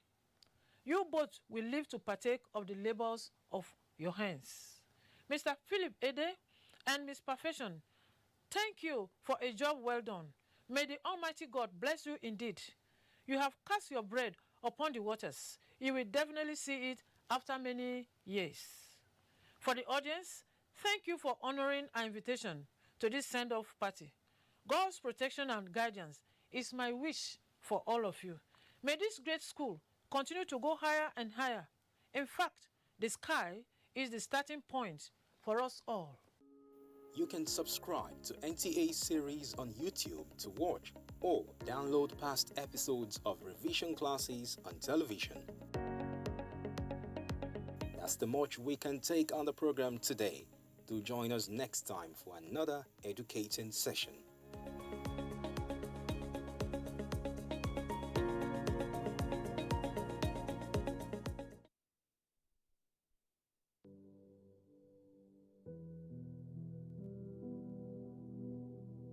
Well, the housing solution we have developed is a multifaceted one.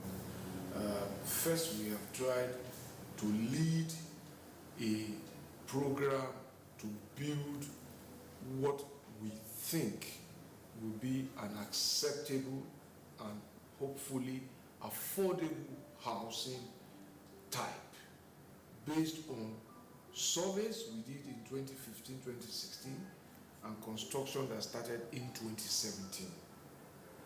And that's going on in 34 states as the National Housing Program. This message is from the Federal Ministry of Information and Culture.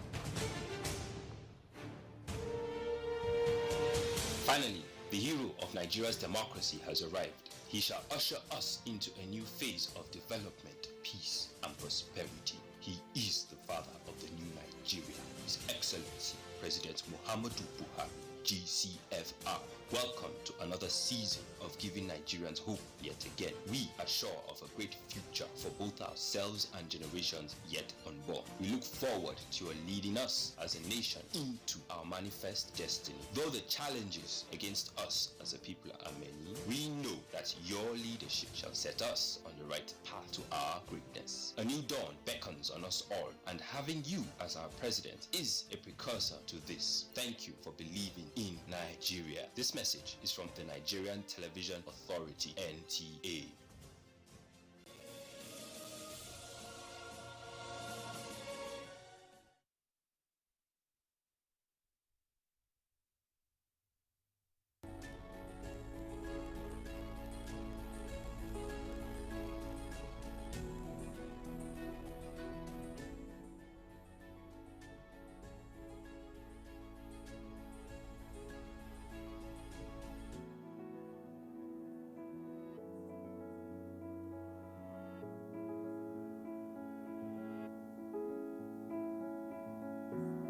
Distinguished ladies and gentlemen here, we will be acknowledging, but remember that this is the Aisha Buhari competition for 2021. 6 nations will be locking head to know who becomes the champion for 2021. My name is Onyechi Obaro, and I am your host for today. So nice to have you, nice to see you, nice to be here. We've got a lot of distinguished ladies and gentlemen, the local organizing committee, the chairman for the Nigerian Women's Football League, and also others from the Nigerian Football Federation. Remember that the theme for the 2021 edition is playing for good. Playing for good is a wonderful thing. You know, when it comes to women, you see beauty, Stepping into this place alone, we could see beautiful things here that represents what the woman stands for. Now, without further ado, we get to bring the local organizing committee, the chairman of the local organizing committee, for his speech to commence this press conference here. And I'm talking about Barrister Sheyi Akuwumi, who is the vice president of the Nigerian Football Federation. Let's have a round of applause as he's going to have his speech right now. I think the first thing I should do is to welcome the Director General of the Lagos State Sports Commission, Mr. Gafaboluto. He has come from a very, very busy schedule this morning to make it here on time. I'm very grateful. Also to Dr. Wale Abodere, who came in from Abuja. So I'm here today not as the first Vice President of Nigeria Football Federation, and neither is Aisha here as the Chairman of the Women's League. We're here as the Chairman and the Director of Organization, respectively, of the LOC for this event. But you are right that we hold those positions.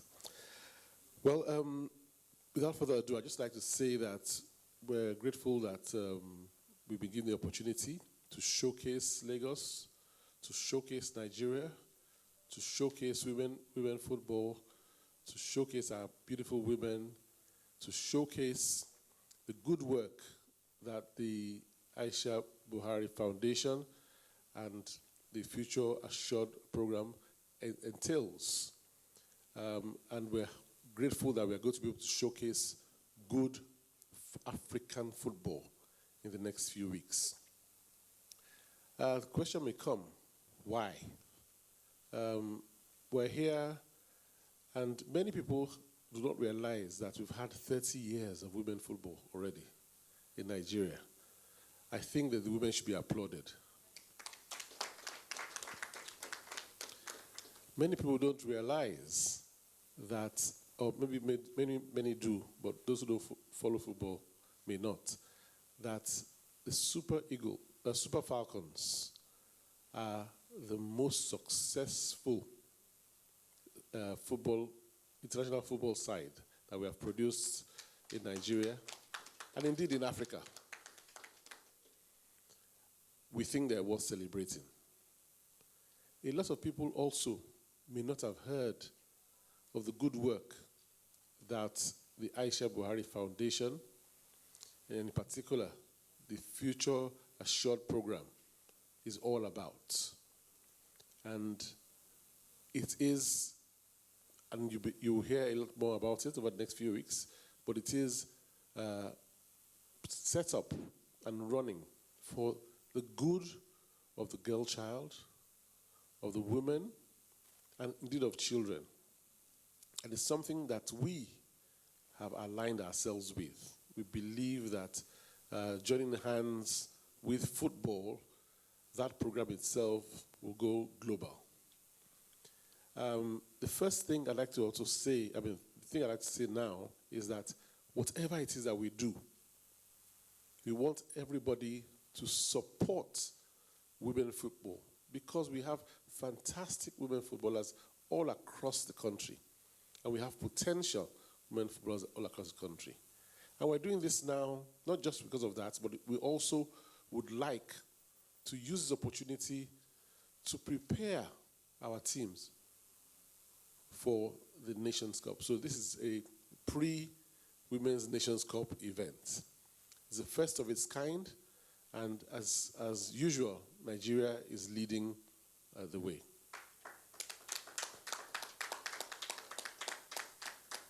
I'll just quickly, because I don't have much time to go through this, but I'll just quickly go through our objectives. We want to promote the FIFA Football Women's Development Program, which we know has been really, really pushed the past few years since we got a Secretary General who is a woman. And that has been exploding over the past few years. We want to provide international recognition for Her Excellency's role in women empowerment and the development of the girl child.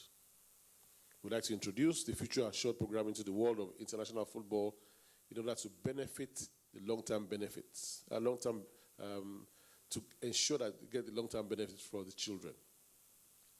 And to highlight the strength of female football in Nigeria, create awareness of women-specific issues in Nigeria, showcase opportunities for Nigerian women empowerment through football. And of course, ensure that we have good football to be able to watch over the next, in the next few weeks. Of course, with Lagos State, we want to showcase what Lagos is about. The governor has done wonderfully well for us, refurbishing the stadia, making everything and promising us everything that we need to be available. So essentially, we're here to display Nigeria to the world. We're here to display what we are about, our good football, our good attitudes, everything about Nigeria. People hear all sorts of things, but we want to showcase the positive and show that we help ourselves. And we're grateful to the Lagos State Governor for his support. We're grateful to the Honorable Minister for Sport, who's supporting us and even sent some of his aides to work with us. We're grateful to the Nigerian Football Federation, in particular the President, Amajupinik. We're grateful to Her Excellency, Dr. Mrs. Aisha Buhari. Before I put my microphone down, it would be wrong of me not to say a very big thank you to the members of my LOC. Some of them are here present. We're grateful to you. Honorable Omidiro, thank you very much. We have the Secretary, Ruth, David, Kemi, somewhere here. And of course, Dr. Wole Aboderi and my indefatigable Director of Organization. Thank you very much and God bless you. Thank you so very much right now. I've been given the names right now, so I will be calling out the dignitaries we've got here. But remember that you have to give them a round of applause for putting this together. Now, of course, earlier I did say we've got Barrister Sheyi Akumumi, the local organizing committee chairman. Let's have a round of applause for him. Ms. Aisha Falode, the director of organization. Let's also have a round of applause for her. Dr. Wole Aboderi is here, member of the LOC representing office of the First Lady. Let's have a round of applause for him. We've got Honorable Ayo Midira, member of the local organizing committee. Let's have a round of applause for her. Mr. Gafar Bolota is here, the Director General of Lagos State Sports Commission. Let's have a round of applause for him, making it here. Mr. Ademola Olajire, Director of Publicity for the Local Organizing Committee. Also have a round of applause for him. Ms. Ruth David is here, the Secretary of the Local Organizing Committee. A round of applause, please. Ms. Kemi Areola is here, the member also of the Local Organizing Committee. A round of applause. Then we've got Mr. Dotun Koka, member of the Local Organizing Committee, Technical Subcommittee also. Then a round of applause for yourself, gentlemen of the press. Let's have a round of applause for you too. Now, without further ado, we need the speech of the Lagos State Sport Commission here, the Director General, Gafar Bolowotan. Desai, you take the floor.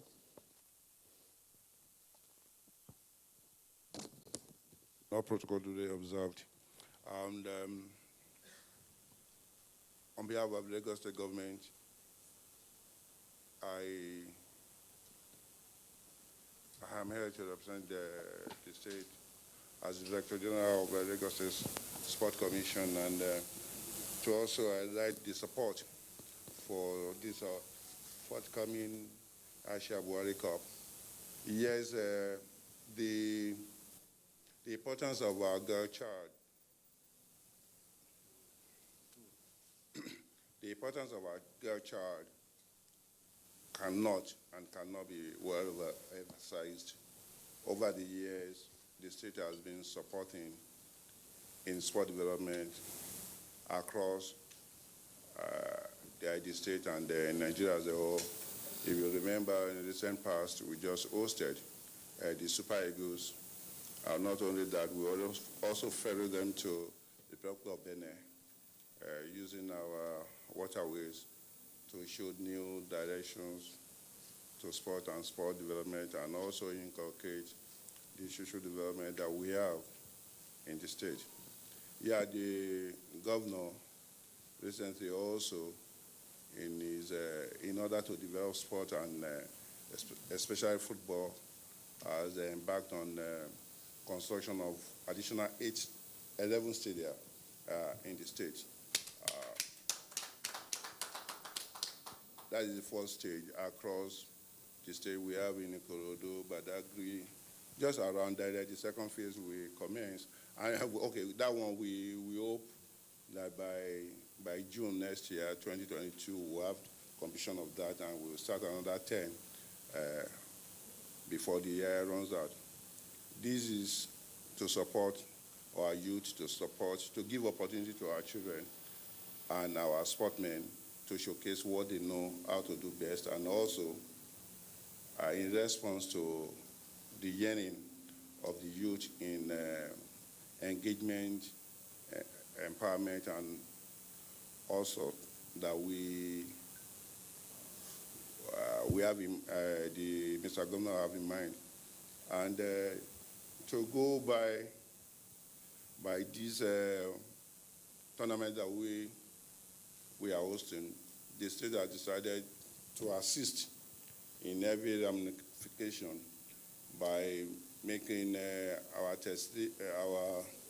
Onicon to be ready for use, and that the work there is ongoing, and before the commencement of this tournament, it will be ready. Also, we are laying the turf at Agege. The work is almost completed. Not only that, the Tessin Balogun Stadium is also going to wear a new look, and Kosi, the state governor. With all this, we hope that our youth will take good advantage of what Lagos has been doing to take advantage of it and come out and excel in things they are doing. And this not to say that the state government is relenting. The state government is determined to keep supporting anything good that any Nigerian can come up with. Mr. Governor is available for discussion.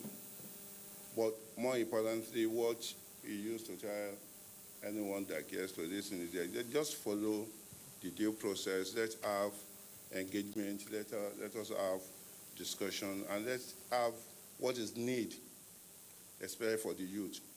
And with this, what we are doing, of course, we have, like the chairman, LOC, alluded to, we have abundant talent in this country. We need to start harnessing them and start a process of replacing the aging one. No matter what we want to say, Super Falcons, some of them need to be replaced, and not only that, on a regular basis, we should have a process of re-engaging, innovating, and reintroducing a new input into the team, so that, yes, the team is most successful, most successful Nigerian team. One will not believe that it's just 30 years. Not is a long time, but compared to male football, which started far long, but male football has not achieved as much as our female football. It's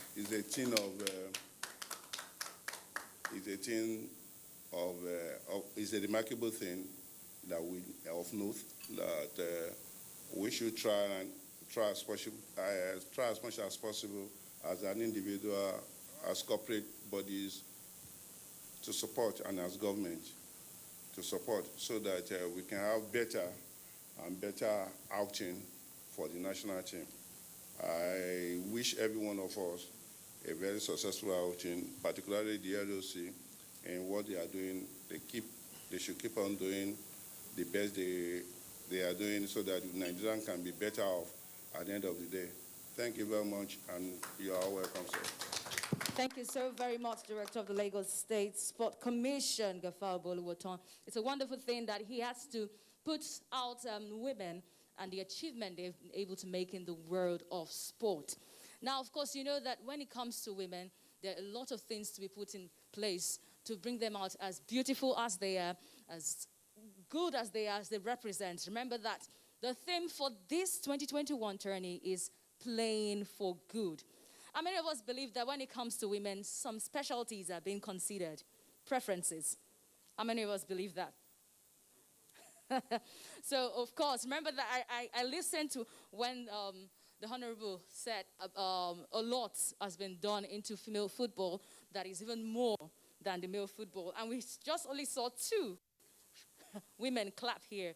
So can you just put your hands together for that? That's a big achievement. I am so happy about that. Right now, we're about to hand over the mic to the only woman sitting there on the high table. So it's going to be a very good welcome, a rousing welcome for her to have a speech. She's the director of the local organizing committee there for this tourney, the Aisha Buhari Cup for 2021. So let's have our round of applause, a resounding one for Miss Aisha Falode. Let's have a round of applause, please. Are we here? Women supporting women. Mr. Chairman, Local Organizing Committee of the Aisha Buhari Cup, Barrister Sheyi Akinwumi, the Director General of the Lagos State Sports Commission, Mr. Gafar Boluwaton, the representative of the Office of the First Lady, Dr. Gafar, Dr. Abodering. I also recognize members of the LOC in our midst, Honorable Elijah Ayomidino,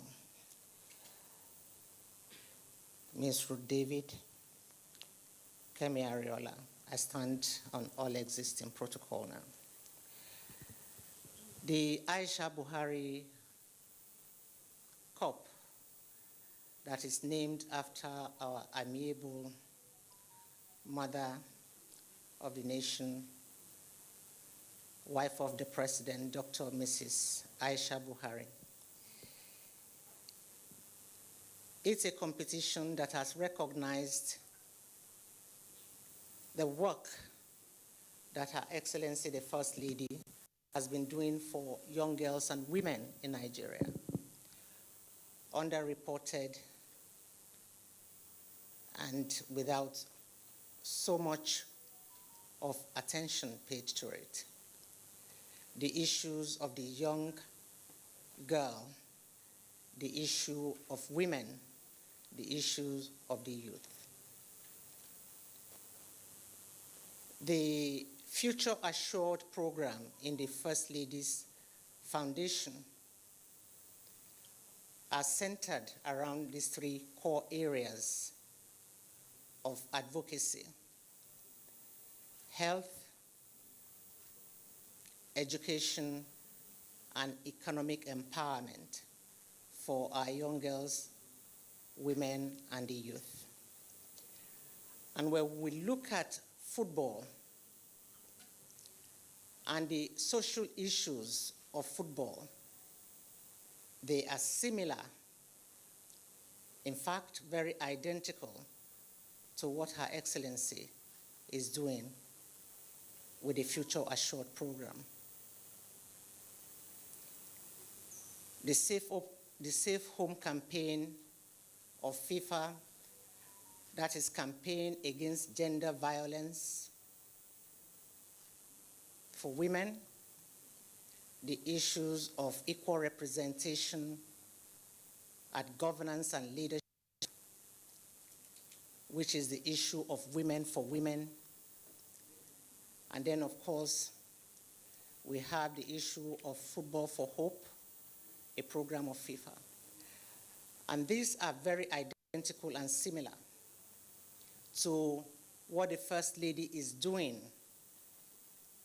with the health program, the education program, the economic empowerment program of the Future Assured. The Aisha Buhari Cup is a convergence of the best of women, the top teams of women football in Africa. Nigeria, of course, is leading the pack, followed by Cameroon. That is the latest FIFA ranking. Nigeria has always led for so many years. You have Ghana, you have South Africa, you have Mali, you have Morocco. This is a competition that is beyond playing football on the pitch. The theme of this competition was carefully and thoughtfully agreed upon. When we play together, we win together. And we win together, it means we have played for good. So the theme of this Aisha Buhari Cup, Playing for Good, was generated from playing as a team, from coming together as one, from drawing the attention of Africa and indeed the world to the social issues that are affecting women. We want to use this Aisha Buhari Cup to generate positive conversations around the social issues in our community, in our locality. And we go back to the chairman in his opening speech, said the Super Falcons are by far the most successful national team in Nigeria.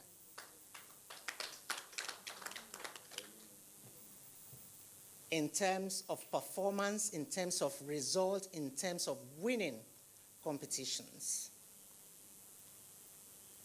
The issue of underrating and underinvesting in women's sports is not only peculiar to Nigeria. The conversation is ongoing, which is why you have people talking about pay parity in women's football, which is why you have people talking about equality in women's football. It's also the same thing in the corporates.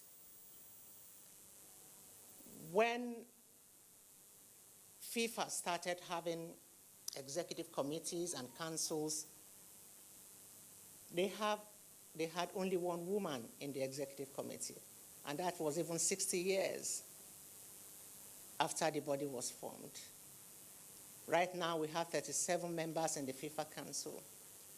There are 60 women there. It means we are making progress.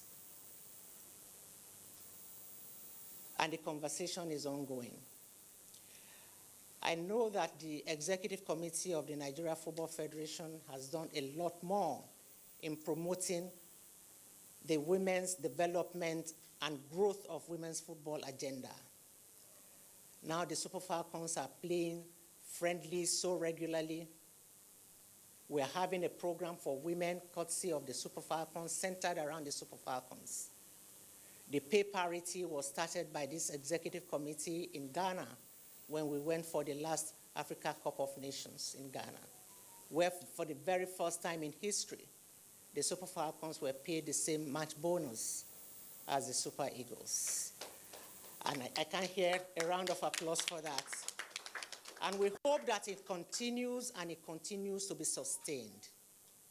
So we must not end this speech if I do not thank enormously the Executive Governor of the Center of Excellence, Lagos State, Mr. Babajide Sanwo-Olu, who has embraced this tournament with all the might of Lagos behind it. We know that Lagos, they do not do their things in half measures, which is why if you go to the Mobolaji Johnson Arena today, what used to be known as the Onikon Stadium. It's almost unrecognizable. The transformation that has gone on there. Agege Stadium, the soccer temple, is undergoing an extensive and massive renovation ahead of this tournament. So, Mr. Governor, we are very, very grateful. We are thankful to Lagos. We also must thank the Lagos State Sports Commission that have thrown all its men on the field to make sure that this competition is held with the memories that our visitors will take back home with them on the 21st, when this competition rounds off, after it starts on September 13, will be positive ones, and they will want to return. Ladies and gentlemen of the press, I thank you so much for the support you've given us so far, but like Oliver Twist, we'll ask for more. Without you, there's no game. We are a team, and you have to support us through this tournament like you've done before, and like we urge you to continue to do. Thank you so very much. Thank you so very much, Director of the Local Organizing Committee for the Aisha Buhari Cup, Aisha Faludi. Now, of course, she did say something there that was really, really vital. I don't know if anyone picked that.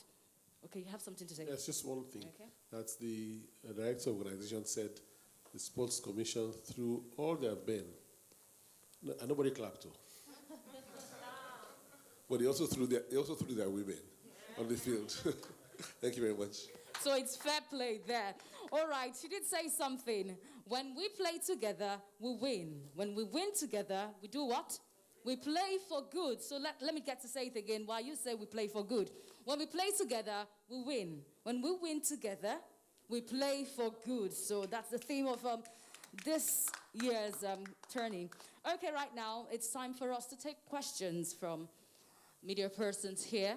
Gentlemen of the press, you have questions. We even have an online presence. So if you have your questions, let's have them right now. This is the time for you to ask your questions.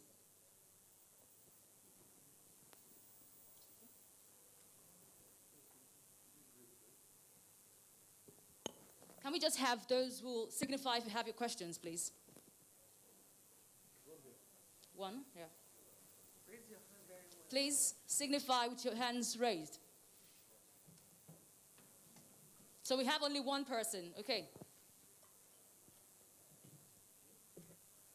Please introduce yourself, your media. Okay, sorry. All protocols to be observed. My name is George, Nigerian Television Authority. Was a good project, a good vision for the Aisha Buhari Foundation and the Nigerian Football Federation, of course, the Women Football putting this together to promote women football. Of course, like we've seen, NFF has been doing so much in terms of giving the Super Falcons friendly matches and keeping the Super Falcons fit. Well, I have two questions on the tournament. First of all, is from the technical point of view, I want to know the format of the competition, whether it's like a league format or it's like a knockout. How are they going to play to determine the champion? Of course, it's a friendly invitational tournament, but how will the champion emerge? That's my first question. Then the second question will be for the viewership of the match. Is it going to be like open for the fans? Will people just enter for free, or because maybe they have COVID protocols? So I want to know whether it's supposed to be maybe closed doors or open, and like, is it going to be free for the fans? Maybe to pay tickets to come watch the match. How's it going to be like? Okay, let's have the questions answered right now. From the table, please.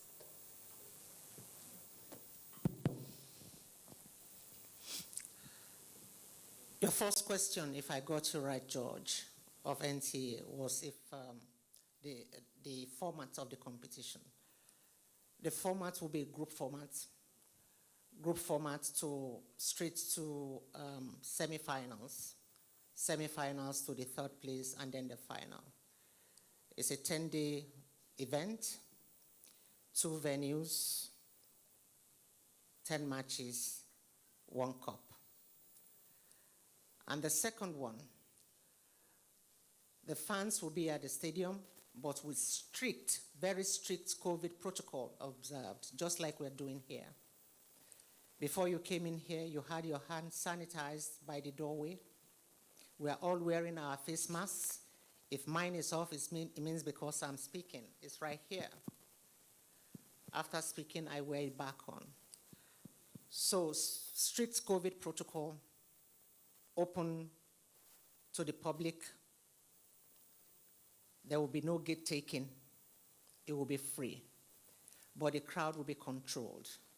I promise you it's going to be a football for women on the continent like never seen before. When you have 6 top teams in the women's game, Nigeria, Cameroon, Ghana, South Africa, Mali, Morocco, playing in one city for one cause, for one purpose, you must know that there's a lot more than the game in it. Of course, we'll have a cup named after Her Excellency, the First Lady of Nigeria, Dr. Mrs. Aisha Buhari. And of course, you do not forget that this football event is also for a cause, because of the future assured for our young women, for our young girls, and also for the youth. I hope I've answered your questions. Thank you so very much. So without further ado, we're going to be having the representative from the First Lady of the Federal Republic of Nigeria to have the speech for this draws, officially open it for us to know which teams will be going head-to-head for the Aisha Buhari Cup 2021. The chairman of the local organizing committee, Aisha Buhari Cup, members of the LOC, distinguished members of the press, please permit me to start by appreciating the Nigerian Football Federation and the local organizing committee for organizing this tournament, which provides another window for us to meaningfully impact the life of girl child. This support that we have been doing in Future Assured Programs, FAP, and Aisha Buhari Foundation, ABF. I've been following this steady growth of women football in Africa, and I'm assured it has a very bright future. The successes of our women's team testify to this potential to become a robust industry capable of absorbing and catering for the needs of legions of girls and women. In recognition of this fact, I've given my full support to the local organizing committee, believing that they will work assiduously to welcome the visiting delegations, make their stay comfortable, and organize a age-free competition that our dear nation and in Africa will be proud of. I'm aware of the strength and talent of women team of Cameroon, South Africa, Morocco, Ghana, and Mali. And I have no doubt that they will all make the Aisha Buhari Cup an entertaining and memorable tournament. Please be assured of my full support for this project, and I expect all participants to observe a fair play, as they will be playing for good. Dr. Aisha Buhari, First Lady of the Federal Republic of Nigeria, wife of our noble President Muhammadu Buhari. Thank you.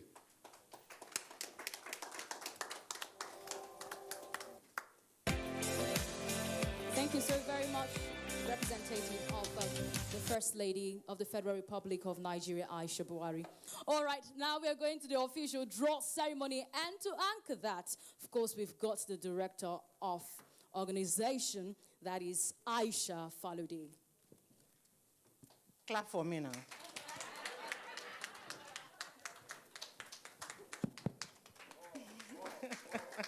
Please keep clapping. It's not easy. Thank you very much, ladies and gentlemen. What we are doing here is innovative. We are pioneers in women's football in Africa, and I believe we are also pioneers in putting this event together. There's never been a time where you've had on the continent of Africa 6 top teams coming together that are women to come and play for a cause that is impacting on women, a cause that is for the good of the women, a cause that is drawing conversations around the positive changes we are looking for in women, a cause that is about parity, that is about equality, that is about economic power for our young women, a cause that is about educating for impact, a cause that is for social good, which is why we are joining forces with the foundation of the First Lady of the Federal Republic of Nigeria, Dr. Mrs. Aisha Buhari, who has been doing a tremendous, marvelous work with our Future Assured program.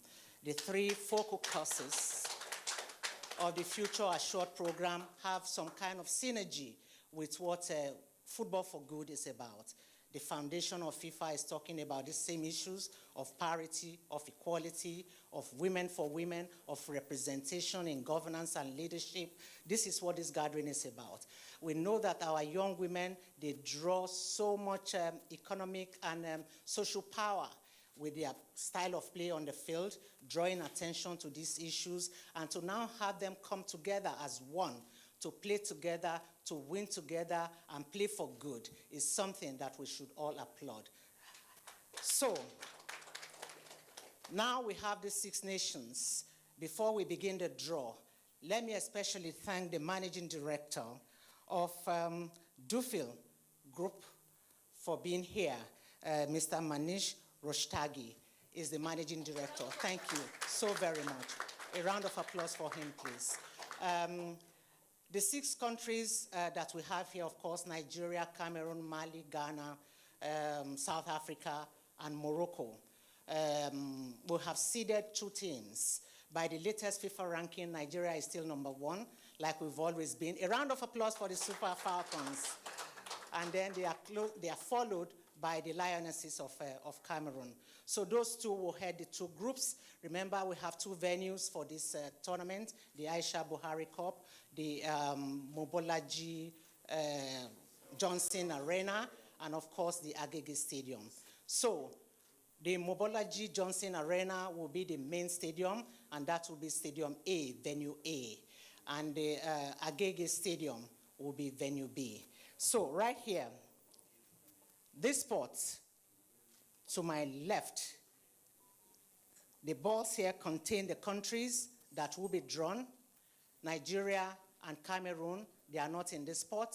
They've been seeded, Nigeria in A, Cameroon in B. This spot is the group which these countries will be paired. So when we call on those who will be picking the balls, they will pick one ball from here, open the egg, display the country, drop it here, come here, pick the group. Open it, display it, and drop it here. And then, of course, let's have the social media ready. Remember, the tournament format is group phase, from group stages straight to semi-final, 3rd place, and the final. 10 matches, 2 venues, 1 city, 1 cup, the Aisha Buhari Cup. So the first person that we will call to come and pick a ball is a player that we all know, a big player, influential player in the Nigeria national team, the Super Falcons, plays for FC Robo of Lagos. She's a deadly attacker, very sleek, plays like Wankwan Kanu, like in his days. So we have the honor and a resounding applause for her when I call upon her. Monday Gift. A round of applause for Monday Gift. Come and stand by me here, Monday. Good to see you. So now you are going to decide who will play in Nigeria's group. The ball now are in your legs, whichever way you want to play it. So pick a ball from here.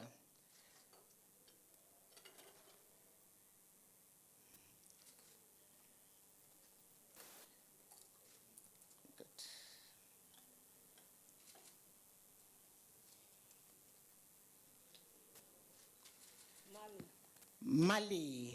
You have to display it. Display it. Display it more so that the TV can see. So we drop it here, including the egg. You come here, and then we'll see where Mali plays.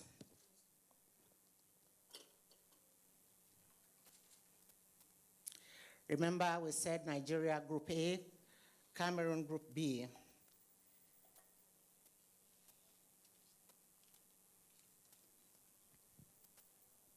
Display. A3. A3. Mali goes to A3. Are we having the graphics on the screen? Can we have the graphics, please, on the screen? Mali, A3. Thank you so much, Monday Gifts. Thank you very much. So, we pick the next egg, the country and the group. We call on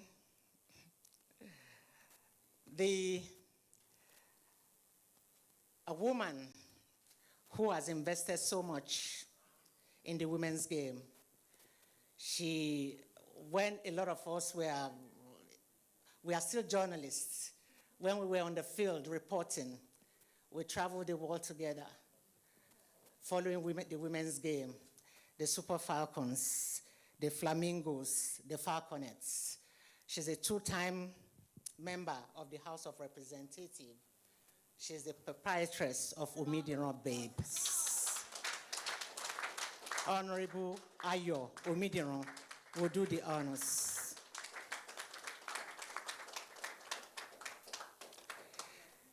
So, now let's see where the next country is going.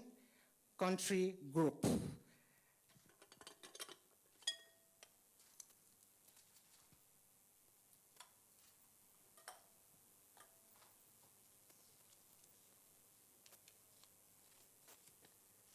Ghana.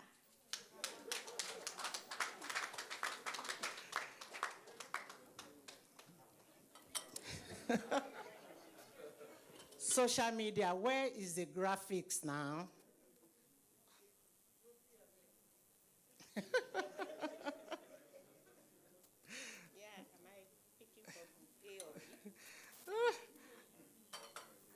Let's see where Ghana goes, where Ghana plays. B2. Ghana goes to B2.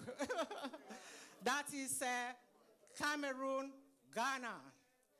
So,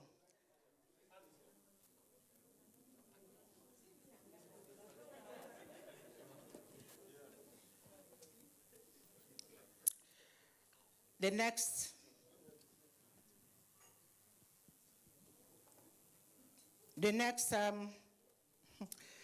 egg will be picked by a seasoned journalist, the one who talks sports in the morning and sometimes at night, but she talks sports all the time. She has a very strong affinity with the women's game. Indeed, she has covered all women's sports for as far back as I know. She's a journalist that is very professional. Cecilia Omorige of Channels Television. Please keep clapping until Cecilia gets here.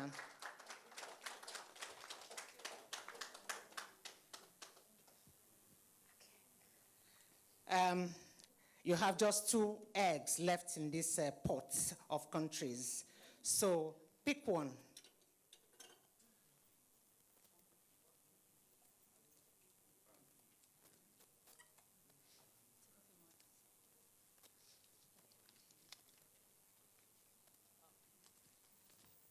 South Africa.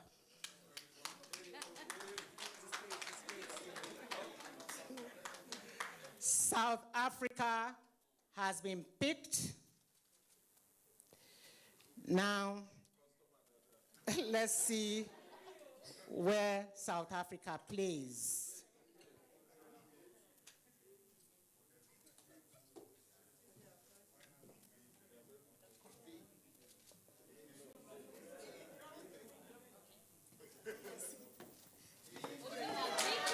South Africa goes to Group B. Group B is looks like the group of death now. For thank you so very much, Cecilia. Thank you. Please.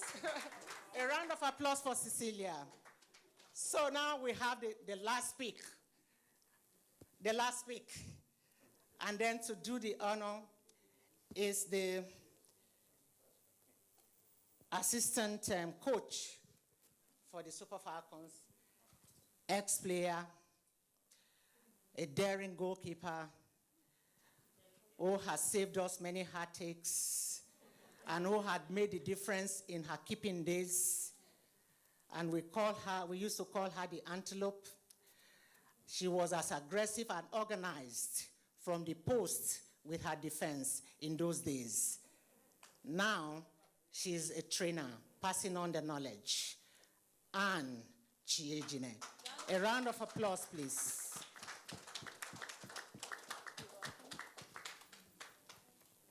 So, Anne, the last pick.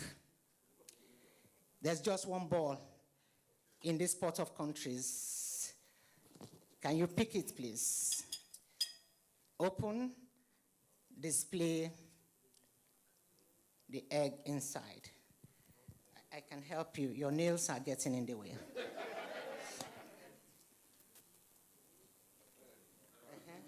Can you imagine? No, me, I will do it. So even if it means breaking this egg, I will break it.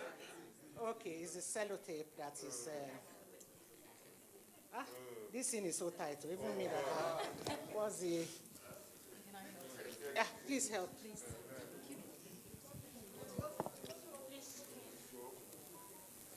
Thank you. This last one was especially wrapped.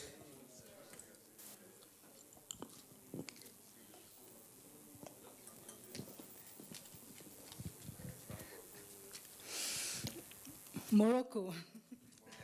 Morocco. And I think you can all guess the pot that Morocco is going. So drop that. Social media. If we can have just the graphics. If you don't have the graphics, just show us the flags for Group A.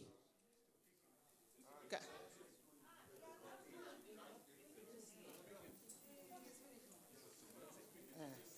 Then we know where Morocco is going. Please, can you help again? Informer, help us again. Thank you.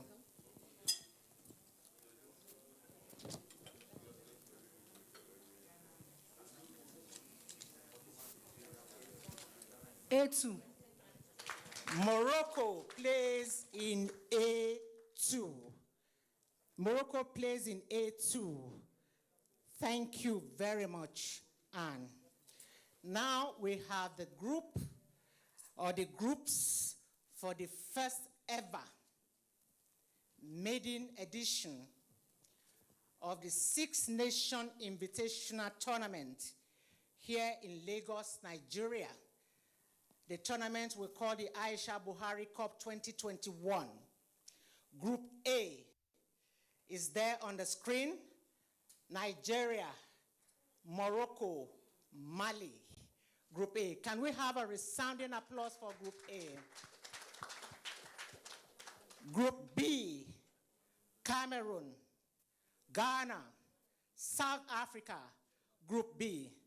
These are the two groups for the first edition of the Aisha Buhari Cup. Remember, these 6 teams will be playing for 10 days in 2 venues, 1 city, 1 cup, all playing for good, so that the future of our young women on the continent is assured. Thank you very, very much. MC, over to you. Thank you so much. Now we've done the draws. So officially, the draws for the Aisha Buhari Cup 2021, the maiden edition, is done. And we know the groups already. Group A has got Nigeria, who are seeded, Morocco and Mali. Group B has got Cameroon, Ghana, and South Africa. So these are the nations right now that will be locking on. We know their opponents right now that will be locking on for the Aisha Buhari Cup 2021. Now it's time to take your questions, reactions. Want to know? We already know the group of death already. So your questions, reactions right now, okay? No, I just like to give an additional information for those and for the purposes of those watching online. The opening match on the 13th will be at the Mobolaji Johnson Arena, and that will be between Nigeria and Morocco. Opening game. So Lagos fans, you have a thrilling match for the opening match of the Aisha Buhari Cup, 13th of September. Time, we don't know the time yet, yeah. But, I mean, it's the opening match, Nigeria versus Morocco. We know the venue. The venue will be Mobolaji Johnson Arena. So all roads lead to the Mobolaji Johnson Arena on the 13th of September when this journey kicks off. But before we go ahead with what we've got next, I have to introduce all the teams, give a brief profile of all the teams in the Aisha Buhari Cup for 2021. We'll start up from Nigeria. They're nicknamed the Super Falcons of Nigeria. Head coach, Randy Waldrum. Captain, Asisato Shuala. Of course, they had their first international outing from February 16, 1991 against Ghana, and the match ended 5-1 in favor of the Super Falcons of Nigeria. Their biggest wins is the 15-0 against Niger on the 11th of May, 2019. Their biggest defeat was 0-8 to Norway on June 5, 1995. Another 0-8 against Germany, December 25th, 2010. Of course, another 0-8 again against France on April 6, 2018. The Alcon, their titles, they've got 13. Of course, 11 times winners of their appearance, they've got 13. 11-time winners of the Alcon in 1991, 95, 1998, 2000, 2002, 2004, 2006, 2010, 2014, 2016, and 2018. Now, this is the only women's national team from the Confederation of African Football that have reached the quarterfinals for both the FIFA Women's World Cup and football at the Summer Olympics. Give a big round of applause for the Super Falcons of Nigeria.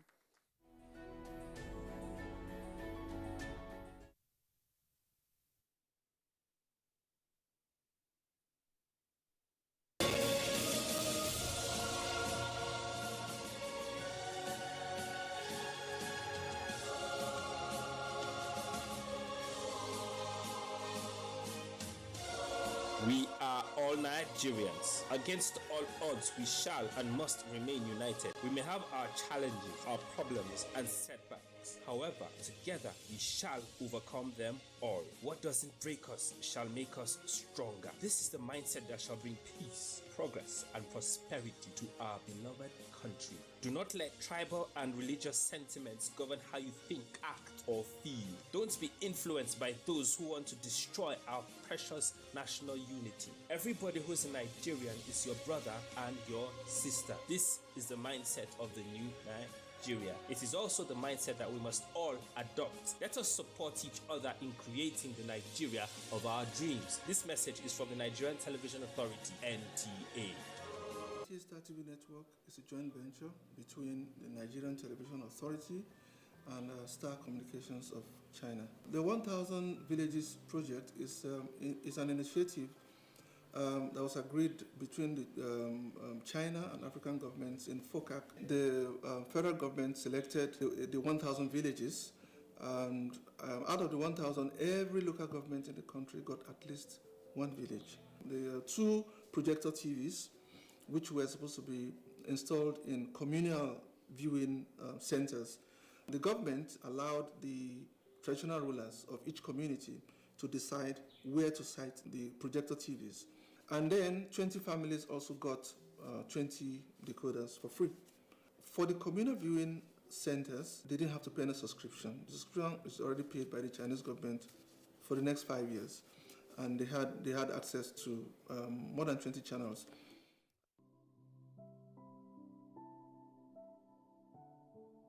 This present government has done a lot on the train modernization.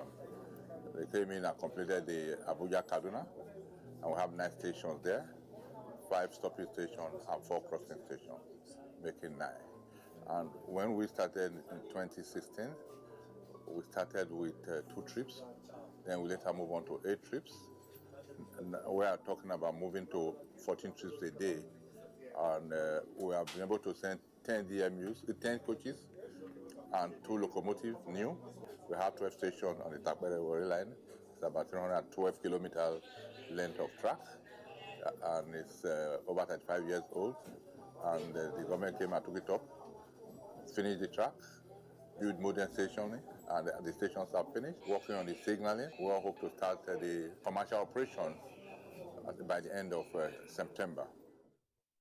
Since coming into office in 2015, the Buhari administration has recorded unprecedented achievements in all sectors, especially in the provision of infrastructure, which is the key to economic growth. Never in the history of this country has any administration done so much with so little. I recall that when this administration came into office, the price of crude oil, which provides for 80% of Nigeria's budgetary revenues and 95% of foreign exchange earning, dropped drastically, thus reducing the amount of resources available to the federal government. In spite of this, the administration has continued apace with massive infrastructure developments. This message is from the Federal Ministry of Information and Culture. The digital switchover project, which is commonly referred to as DSO, which entails television channels switching from analog to digital broadcasting, is one of the biggest projects embarked upon by this administration. Branded as Free TV, offers its viewers about 60 digital channels, including sports, music, movies, and news. The federal government has licensed about 23 set-top box manufacturers. 7 of them have self-production, employing several thousands of people. We've made it now compulsory for all stations in Nigeria to only broadcast productions made in Nigeria for products which are produced in Nigeria. We've been trying our best to contain the situation. In our operations, we've been able to make a lot of recoveries. We've been able to also arrest suspects that are involved in this kind of activities. And we've been able to also recover, particularly arms and ammunition, from those who are carrying it unlawfully and disturbing the peace of the people. But generally,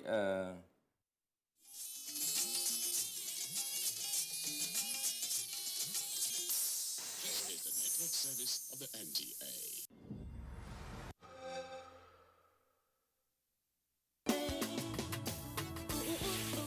If I care, you care, and we'll all care. I share, you share, and we'll all share. It will be a beautiful world. It'll be a better place. If I listen, you talk, we communicate. I give, you give to those who don't have a means to a better life. If you believe in a better world, just be the best that you can be.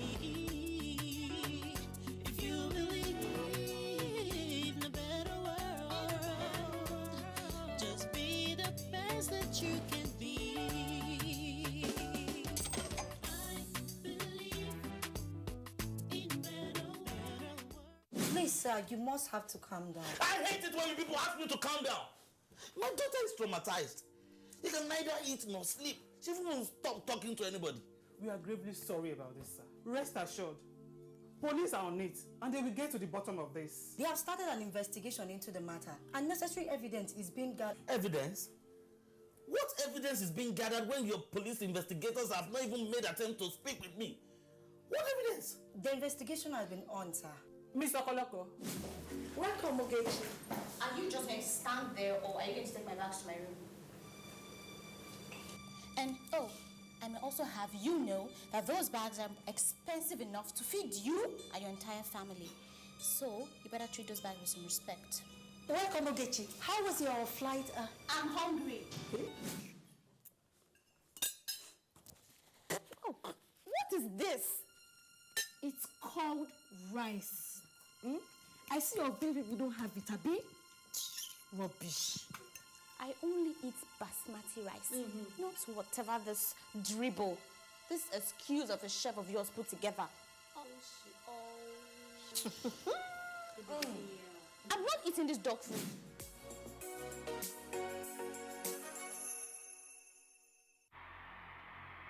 Sometimes before I step on stage, my mind gets clouded and it feels like I'm on a different stage. Sometimes it feels like I'm on the losing side. But that's when I know it's time to take that deep, tum-tum cooling breath. It's my calm before they feel my storm. No leakage. Yes, moped. No leakage. No leakage. No leakage. We need a big change in our lives. Moped Ultra Soft is super absorbent and offers up to 100% leak protection. Your skin will love it. Big news from Moped. Get new Moped Super Value Pack and save up to 25%. Hooray! You can now buy and register a new Airtel SIM card and enjoy 8 times bonus on all your recharges. Visit any certified Airtel shop today with your NIN and get instant double data and 8 times bonus on every recharge. If you don't have NIN, you can also register for it at the Airtel shop. This offer is available to all new Airtel customers. Airtel, the smartphone network. Confidence is important in life's little moments. Strong teeth can help, even if they get her into trouble sometimes. A great smile is useful to break the ice, and making friends is easier when you know you have fresh breath. I give my family confidence with Pepsodent Triple Protection 123. Its antibacterial action formula gives them cavity protection, white teeth, and fresh breath. The confidence of 3 toothpaste in 1. Pepsodent Triple Protection 123.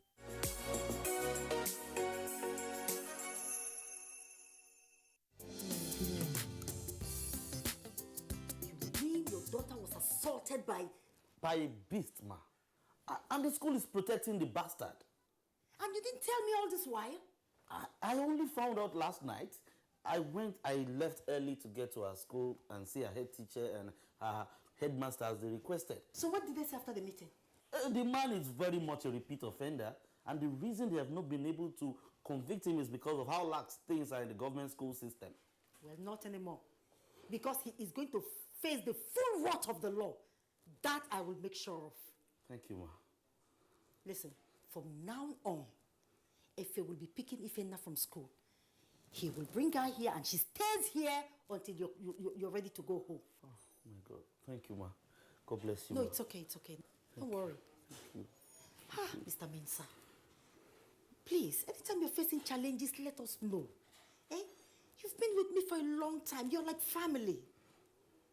Listen, whenever she comes, she can even stay over. Eh? That is if you want. God bless you, ma. Thank you, No, ma. it's okay. No problem. Thank you. Mr. Mensah, I'm ashamed to admit, but I really would love to ask this. Where is your wife?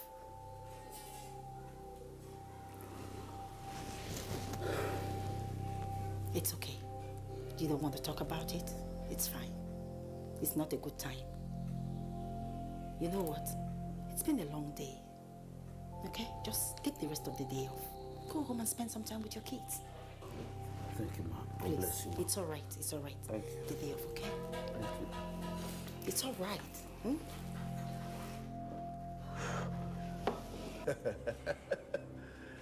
Is it me or my darling Inena is growing stronger? I'll tell you, I've been eating healthy lately.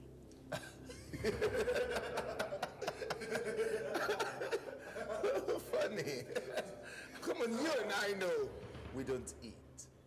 It's good to know that you still have time to laugh, Gonza. Come on, I have enough time to laugh.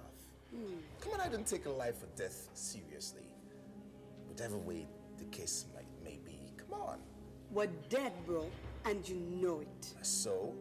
That doesn't mean I shouldn't enjoy the only life I have. Come on, I should have fun. Fun isn't designed for you, Gonza. The principal cherub has given you these powers to help protect the weak. Protect. Boring. Boring. Come on. Protecting the weak is a boring job. They should protect themselves. How do you expect children to protect themselves from adults who only seek to oppress them? What are you saying, Inena? Huh? Who protected me when I was alive? Why didn't I have a protector that would keep me from being exploited and oppressed? Gonza, that's not enough reason for you to oppress them. Rather, it should be a reason for you to defend them. Come on, Inena. How did you come to that conclusion? Because those who have been oppressed before know how it feels to be oppressed. And those who have been in pain before also know what it feels like to be in pain. Gonza, go back to the principal cherub and make things right.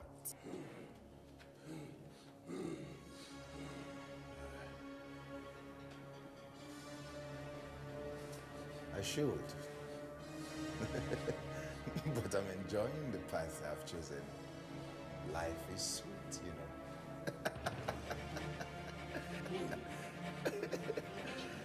If you don't, I will forcefully take you down. Come on, Inena, come on! You have